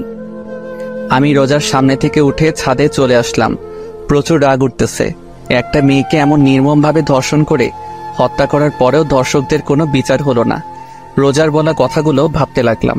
হঠাৎ আমি দাঁড়িয়ে গেলাম। ঠোঁটের কোণে একটা হাসির রেখা ফুটে উঠেছে, কারণ রোজা বলল তখন তারা তাদের পাপের কোনো শাস্তি পায়নি, তার মানে এখন পেয়েছে। কিন্তু শাস্তি কে দিয়েছে, কবে দিয়েছে এবং কিভাবে দিয়েছে, এমন হাজারো কথা মনে চলছিল। আর এই সব কথার উত্তর একজনই দিতে পারবে। আমি দৌড়ে ছাদ থেকে রুমে চলে আসলাম। রুমে আসতে দেখলাম রোজা চুপচাপ দাঁড়িয়ে দেয়ালে ওর আর ফারিয়ার ছবিটার দিকে তাকিয়ে আছে। আমি রোজার সামনে গিয়ে ওর হাত ধরে টেনে এনে খাটে বসালাম। ও চুপচাপ আমার দিকে তাকিয়ে আছে। আমি ওর সামনে ফ্লোরে হাঁটু গেড়ে বসে বললাম, তুমি বলছো তখন ওরা ওদের পাপের শাস্তি পায়নি, তার মানে কি এখন পেয়েছে? রোজা মাথা দুলিয়ে হ্যাঁ বলল। কিভাবে পেয়েছে আর কে দিয়েছে? 4 বছর পর খুলনা সোনাডাঙ্গা মডেল পুলিশ স্টেশনের ওসি পদে নিয়োগ হলাম। তারপর ফারিয়ার রেপ কেস রিওপেন করলাম। দীর্ঘ 1 বছর আসামিদের খোঁজার পর অবশেষে ওদের দিনাজপুরে খুঁজে পেলাম। তারপর ওদের সেখান থেকে নিয়ে এসে ফারিয়াদের গেস্ট হাউসে রাখলাম। আর এই সব কিছুতে সাহায্য করেছে আমার 4 জন ফ্রেন্ড। আসামি ছিল 3 জন। ওদের 2 ঘন্টা যাবৎ 3rd ডিগ্রি টর্চার করার পরে ওরা সত্য কথা বলে দিয়েছিল যে ওরা 2 দিন একটানা ফারিয়াকে ধর্ষণ করেছিল। তারপর ওকে মেরে রাতে আবর্জনার কাছে ফেলে দিয়ে ওরা পালিয়ে যায়। লাগাতার 4 দিন ওদের টর্চার করা হলো। টর্চার করার সময় ওরা শুধু ওদের মেরে ফেলার জন্য অনুরোধ করত। তার পরের দিন কোর্টে ওরা যে ফারিয়ার রেপ করেছে তার এভিডেন্স পাঠিয়ে দিলাম। কোর্ট থেকে ওদের মৃত্যুদণ্ডের আদেশ আসলো। তারপর মাঝ রাস্তায় সবার সামনে ওদের ক্রস ফায়ার করে মেরে ফেলা হয়, যেন পরের বার আর কোনো মেয়ের ধর্ষণ করার কথা কেউ ভাবতেও না পারে। তো ফারিয়ার বাবা মা খুশি হয়নি যে তার মেয়ের ধর্ষণকারীদের শাস্তি হয়েছে? যেদিন ফারিয়ার রেপ কেস ক্লোজ করে দেওয়া হয় তার কিছুদিন পরে আঙ্কেল আন্টি সুইসাইড করে মারা যান। ও তারপর রাতে ডিনার করে এসে বেলকনিতে বসে আছি, আর রোজা রুমে চুপচাপ বসে আছে। বেশ কিছু সময় পর রুমে আসলাম। বিছানার এক পাশে দাঁড়িয়ে বললাম, একটা কথা বলি। কি? আজকে বিছানায় শুই প্লিজ। না, বিছানায় জায়গা নেই, তুমি সোফায় গিয়ে ঘুমাও। প্লিজ, সোফায় শুইতে ভালো লাগে না, প্লিজ আজকে বিছানায় শুই। ওহো, আপনার বিছানায় ঘুমানোর কোনো প্রয়োজন নেই, এখন আপনি আসতে পারেন, আমার অনেক ঘুম পেয়েছে। বলেই রোজা শুয়ে পড়ল। বুঝলাম না এই মেয়ে এত জেদি কেন। একরাশ হতাশা নিয়ে সোফায় শুয়ে পড়লাম। অনেকক্ষণ যাবৎ ঘুমানোর চেষ্টা করছি, কিন্তু ঘুম আসছেই না। হঠাৎ রোজা বলল, কেউ যদি চায় বিছানায় এসে ঘুমাতে পারে, আমি কিছু মনে করব না। আমি শুনেও চুপচাপ চোখ বন্ধ করে শুয়ে আছি। কি হলো, কথা কানে যায়নি? বললাম কেউ যদি চায় বিছানায় এসে ঘুমাতে পারে। এইবার গলার আওয়াজটা শুনে মনে হচ্ছে ও হালকা রেগে গেছে। তারপরেও আমি চুপ করে রইলাম। হঠাৎ এমন মনে হলো কেউ আমার সামনে সাপের মতো ফোঁসফোঁস করছে। এক চোখ খুলে দেখি রোজা আমার সামনে দাঁড়িয়ে ফোঁসফোঁস করছে। আমি ভয়ে চোখ বন্ধ করে রাখলাম। কি হলো, আপনি কি শোনেননি? আপনাকে বিছানায় গিয়ে ঘুমানোর জন্য বললাম। আপনি কি আমাকে বলছেন? আপনাকে ছাড়া এই রুমে কি অন্য কেউ আছে? সরি আপু, আমি এখানে ঠিক আছি। আমার অনেক ঘুম পাচ্ছে, আপনি এখন আসতে পারেন। এই আপু কাকে বললা? হ্যাঁ, আপনাকে ছাড়া এই রুমে কি অন্য কেউ আছে? রোজা আমার গলায় টিপ দিয়ে বলল, তোমাকে আমি একেবারে মেরে ফেলবো আর একবার আমাকে আপু বললে। তো আপনাকে আমি কি বলবো? বউয়ের বাইরে যদি অন্য কিছু বলিস তাহলে তোকে মেরেই ফেলবো। কথাটা বলতেই রোজার রাগ এক মুহূর্তে লজ্জায় পরিণত হয়ে গেল, কারণ ও আমার বুকের উপর বসেছিল। সেকেন্ড মধ্যে আমার বুক থেকে নেমে গেল। বিছানায় গিয়ে ইন্ডিয়ার পাকিস্তানের বর্ডার বানিয়ে শুয়ে পড়ল। আমার দিকে আর একবারও তাকাইনি। আমি সোফা থেকে নেমে রোজার পাশে গিয়ে শুয়ে পড়লাম। আজকে প্রথমবার রোজা আমার আর ওর মাঝে বালিশ রেখেছে। কি আর করার, ঘুমিয়ে পড়লাম। সকালে বুকের উপর কিছু একটা অনুভব করছি। চোখ খুলে দেখি রোজা আগের মতো আমার বুকের উপর মাথা রেখে শুয়ে আছে। ওর চেহারার ওপর থেকে চুলগুলো সরিয়ে দিলাম। খুব মায়াবী লাগছে ওর চেহারার। আজকে অনেকদিন পর ও আবার আমার বুকের উপর মাথা রেখেছে। মন চাচ্ছে ওকে খুব শক্ত করে জড়িয়ে ধরতে। ঘড়ির দিকে তাকিয়ে দেখি মাত্র 6টা বাজে। বেশি কিছু না ভেবে রোজাকে শক্ত করে জড়িয়ে ধরলাম। জড়িয়ে ধরতেই রোজা বলল, কি মেরে ফেলার প্ল্যান আছে নাকি? তুমি জেগেছিলে? আর এত শক্ত করে কেউ কাউকে জড়িয়ে ধরে? মরে যাব তো। আমার বউ, আমি যা মনে চাই তা করব, আপনার কি? আমার বউ মানে? কাল রাতে না বললেন বউ বলতে, তাই বললাম। তার মানে তুই আমার কথাই বলেছিস? আমি ভেবেছিলাম তুই আমাকে ভালোবেসে বলেছিস। কুত্তা ছাড় আমাকে, আমার শরীরে টাচ করবি না। আমি তো রিয়াকে ভালোবাসি, আপনাকে ভালোবাসতে যাব কেন? রোজা উঠে ওয়াশরুমে চলে গেল। কিছু সময় পর ওয়াশরুম থেকে কান্নার আওয়াজ আসতে লাগলো। যেটা ভেবেছিলাম সেটাই হয়েছে। আচ্ছা, এই মাইয়ার কি কমন সেন্স নেই? আমি যদি রিয়াকে ভালোবাসতাম তাহলে এখন রিয়ার সাথে থাকতাম।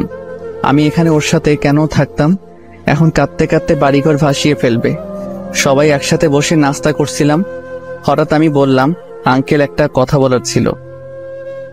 বাবা বলো, কি বলবা? আঙ্কেল, বাসা থেকে কল আসছিল, অফিসে নাকি একটু সমস্যা হয়েছে, তাই আজকে বাসার উদ্দেশ্যে রওনা দিতে হবে। আমার কথা শুনতেই রোজা চোখ বড় বড় করে আমার দিকে তাকিয়ে আছে। এই কি বাবা, কিছুদিন হলো এলে আর এখনই চলে যেতে চাচ্ছ? না মানে আন্টি, অনেকদিন হলো আসছি, অনেক কাজ পড়ে আছে। আবার রোজার ও তো অনেকদিন হলো চাকরি থেকে ছুটি নিয়েছে। তা ঠিক আছে, তাই বলে আজকে চলে যেতে হবে? জি আঙ্কেল। আচ্ছা ঠিক আছে। সবার সাথে নাস্তা শেষ করে রুমে আসলাম। রোজা আমার পিছে পিছে রুমে আসতেই দরজা লাগিয়ে দিয়ে বলল, এই তুমি নিচে আব্বুকে কি বললা? কেন, তুমি শোনোনি? শুনছি তো। আর আমি তোমার সাথে কোথাও যাব না। কোথাও যাবে না মানে? সবসময় কি বাপের বাড়িতে থাকবে নাকি? তাহলে আমি কই থাকবো? আপনার বিয়ে হয়েছে, আপনি কি ভুলে গিয়েছেন? আমার বিয়ে হয়েছে, তাহলে আমার স্বামীকে? ওর এই অদ্ভুত প্রশ্ন শুনে মন চাচ্ছে নিজের হাত দিয়ে নিজের মাথার চুল ছিঁড়ে ফেলি। আমি কে? মানুষ। দেখো, আমার সাথে মজা করা বন্ধ করো প্লিজ। আর দেরি হয়ে যাচ্ছে, তাড়াতাড়ি জামা কাপড় গুছিয়ে নাও। আচ্ছা, মজা করা বাদ দিলাম, কিন্তু একটা কথার জবাব চাই। কি? তুমি কি আমাকে ভালোবাসো? সত্যি করে বলবো? না, মিথ্যা করে বলো। আসলে আজকে রিয়ার সাথে আমার বিয়ে, তো বাসর ঘর সাজানোর মতো কোনো মানুষ পাই নাই, তাই তোমাকে সাথে করে নিয়ে যাচ্ছি, যেন তুমি আমাদের বাসর ঘরটা সুন্দর করে সাজিয়ে দিতে পারো। ওর সাথে মজা করে বললাম, কিন্তু এখন দেখি এই মাইয়া তেলে বেগুনে জ্বলে উঠছে। কি বললি আরেকবার বলতো? দেখ আজকে তোর অবস্থা আমি কি করি। রোজা আমাকে ধাক্কা মেরে খাটের উপর ফেলে দিয়ে বুকের উপর বসে শুরু করলো এলোপাতারি। কুত্তা, লাল বান্দর, ব্যাং, শয়তান, আর বলবি ওই ডাইনির নাম? আরে এত মারলে বলবো কেমনে? ছাড় আমার হাত, তোকে আজ মেরেই ফেলবো। তুই ওই মেয়ের সাথে বাসর করবি তাই না? আমার কি দোষ? তুমি তো বললে মিথ্যা কথা বলতে। আমি তাই বলে তুই এই কথা বলবি? কিছু না বলে রোজাকে টান মেরে আমার বুকের উপর থেকে সরিয়ে বিছানায় শুয়ে দিলাম। ও যেই উঠতে যাবে তার আগেই ওর দুবাহু ধরে ওকে বিছানার সাথে চেপে ধরলাম। আমাকে ধরে রেখেছেন কেন? যান আপনার প্রেমিকার কাছে যান। আমি তো আমার প্রেমিকার কাছেই আছি। রোজার মুখের একেবারে সামনে মুখ নিয়ে বললাম। মানে? আরে গাদিমাইয়া, আমি তোমাকে ভালোবাসি, অনেক অনেক ভালোবাসি, নিজের জীবন থেকে বেশি ভালোবাসি। রোজার কপালে চুমু এঁকে দিয়ে বললাম, কচু বাসো, আজ পর্যন্ত তো একদিনও বললে না ভালোবাসি। সরি সোনা, প্লিজ রাগ করো না। তোমাকে অনেকদিন বলার চেষ্টা করছি কিন্তু কোনোদিন বলতে পারিনি। আমি তোমাকে আসলে অনেক ভালোবাসি। সত্যি তুমি আমাকে সত্যি ভালোবাসো? রোজাকে কিছু বলতে না দিয়ে আমাদের দুজনের ঠোঁটটা এক করে দিলাম, না হলে প্রশ্ন করতে করতে আমার মাথা খাইতো। তারপর রেডি হয়ে নিচে নামলাম। সবার কাছ থেকে বিদায় নিয়ে রওনা দিলাম ঢাকার উদ্দেশ্যে। আমি গাড়ি ড্রাইভ করছি আর রোজা আমার পাশে বসে বাইরের দিকে তাকিয়ে আছে। হঠাৎ রোজা আমার দিকে তাকিয়ে বলতে লাগলো, জানো আজকে আমি অনেক অনেক খুশি। কেন? কারণ এই ভিতর ডিম শেষমেশ আমাকে ভালোবাসি কথাটা বলতে পারলো। তুমি কি আমাকে ভিতর ডিম বললা? গাড়িতে কি আর কাউকে দেখতে পেয়েছো? আমি কিছুই বললাম না, চুপচাপ ড্রাইভ করতে লাগলাম। আমার বাবুটা কি রাগ করেছে? আমি কোনো কথা বলছি না। রোজা ওর জায়গা থেকে উঠে আমার গালে চুমু দিয়ে বলল, কথা বলো, না হলে কিন্তু কেঁদে ফেলবো। এইটাই তো পারো, কিছু হইলেই ভ্যাঁ ভ্যাঁ করে নাকের পানি চোখের পানি এক করে দাও। ওকে রাগানোর জন্য বললাম। রোজা বন্দুক বের করে বাম হাতে রেখে বলল, বুঝলাম না, এই মায়া কি সবসময় বন্দুক সাথে করে নিয়ে ঘুরে নাকি? কি যেন বললাম, আমি শুনতে পাইনি, আরেকবার বলো তো। কই না তো, কিছু বলিনি। না মানে আমার মনে হলো কিছু বলছো। সারা রাস্তা এইভাবে খুনসুটি ঝগড়া করতে করতে পার করে দিলাম। বাসায় পৌঁছাতে পৌঁছাতে রাত হয়ে গেল। ফ্রেশ হয়ে ডিনার করলাম। তারপর সবার সাথে কিছুক্ষণ কথা বলে রুমে এসে পড়লাম ঘুমানোর জন্য। আগের মতো আজকে রোজা আমার বুকের উপর মাথা রেখে একে অপরকে জড়িয়ে ধরে ঘুমিয়ে পড়লাম। কিছুদিন পর বাসায় এক পার্টির আয়োজন করা হয়। পার্টিটা ছিল সবাইকে জানানোর জন্য যে রোজা হচ্ছে চৌধুরী বাড়ির বউ। কথাটা শুনে সবাই খুশি হয়, সাথে কিছু মানুষ অবাকও হয়। আর তারা হচ্ছে আমার প্রিয় হারামি বন্ধুরা আর রিয়া আর ওর হাজবেন্ড। কিছুদিন পর রাতে রোজা আর আমি বেলকনিতে বসেছিলাম। হঠাৎ রোজা আমার কাঁধের উপর মাথা রেখে বলল, শোনো। বলো, কি বলবে? ভাবতেছি পুলিশের চাকরি ছেড়ে দেব। কেন?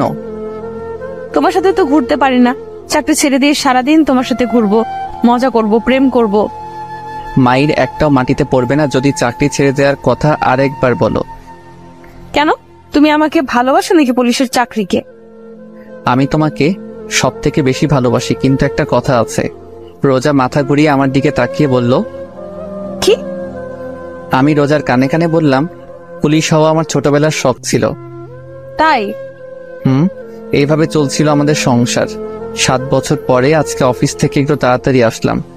বাসায় আসতেই আমার মেয়ে দাদির কোল থেকে নেমে আব্বু আব্বু বলতে বলতে আমার উপর ঝাঁপিয়ে পড়ল। রোজা একটা প্রিন্সেস জন্ম দিয়েছে। কোলে তুলে গালে চুমু দিয়ে বললাম, আমার প্রিন্সেসটা আজকে সারাদিন কি কি করেছে। কথা বলে, আগে আমার চকলেট দাও। আমি পকেট থেকে একটা চকলেট বের করে নীলার হাতে দিলাম। আমার মেয়ে চকলেট পেয়ে আমার পুরো চেহারা আদর করে বলে দিল, পুরো রোজার মতো হয়েছে। আমি নীলাকে নিয়ে রুমে এসে ওকে খাটে বসিয়ে বললাম, আম্মু তুমি বসে চকলেট খাও, আমি একটু ফ্রেশ হয়ে আসি। ঠিক আছে। নীলাকে খাটে বসিয়ে ফ্রেশ হতে গেলাম। অল্প কিছু সময়ের মধ্যে ফ্রেশ হয়ে ওয়াশরুম থেকে বের হয়ে এসে দেখি নীলা চকলেট খেতে খেতে দুগালে মেখে ফেলেছে। আমি খাটে শুয়ে নীলাকে আমার বুকের উপর বসিয়ে বললাম, প্রিন্সেস আজকে তোমার আম্মুর আসতে একটু লেট করছে না? এক জায়গা দিয়ে ভালোই হয়েছে। এখন তোমার আম্মু থাকলে আমার সাথে ঝগড়া করত, কারণ তোমার আম্মুর জন্য চকলেট আনি নাই। নীলা হাসতে লাগলাম। আসলেই রোজা যদি জানতে পারে তাহলে আমাকে এই ডায়লগই দিত। দুজনেই হাসতে লাগলাম। হঠাৎ সাপের মতো ফোঁসফোঁস আওয়াজ হতে লাগলো। আমরা দুজনে হাসি বন্ধ করে দরজার দিকে তাকিয়ে দেখি রোজা দাঁড়িয়ে আছে আর সাপের মতো ফোঁস করছে। নীলা চুপচাপ আমার কোল থেকে নেমে রোজার কাছে গেল। রোজা ওকে কোলে তুলে নিয়ে ওর গালে চুমু দিয়ে বলল, আম্মু, তোমার আব্বু কি আমার ব্যাপারে নিয়ে কথা বলছিল? নীলা মাথা দুলিয়ে হ্যাঁ বলল। আচ্ছা ঠিক আছে, তুমি নিচে দাদুর সাথে খেলা করো, যাও। নীলা কোল থেকে নেমে আমার দিকে তাকিয়ে একটা হাসি দিয়ে দৌড়ে রুম থেকে বের হয়ে গেল। রোজা দরজা লাগিয়ে আমার সামনে এসে বলল, কি বলছিল আমার নামে? কই কিছুই বলি নাই। আমি কিন্তু শুনেছি। সরি সোনা, আজকে তোমার জন্য চকলেট আনি নাই। সমস্যা নাই, 20টা কিস করলেই হয়ে যাবে। এর কম করলে হয় না? ওহো, একটাও কম না। সমস্যা নেই, আমি রাজি আছি। রোজাকে কোলে তুলে বিছানায় শুয়ে দিয়ে ওকে আদর করতে করতে হারিয়ে গেলাম ভালোবাসার মায়াজালে।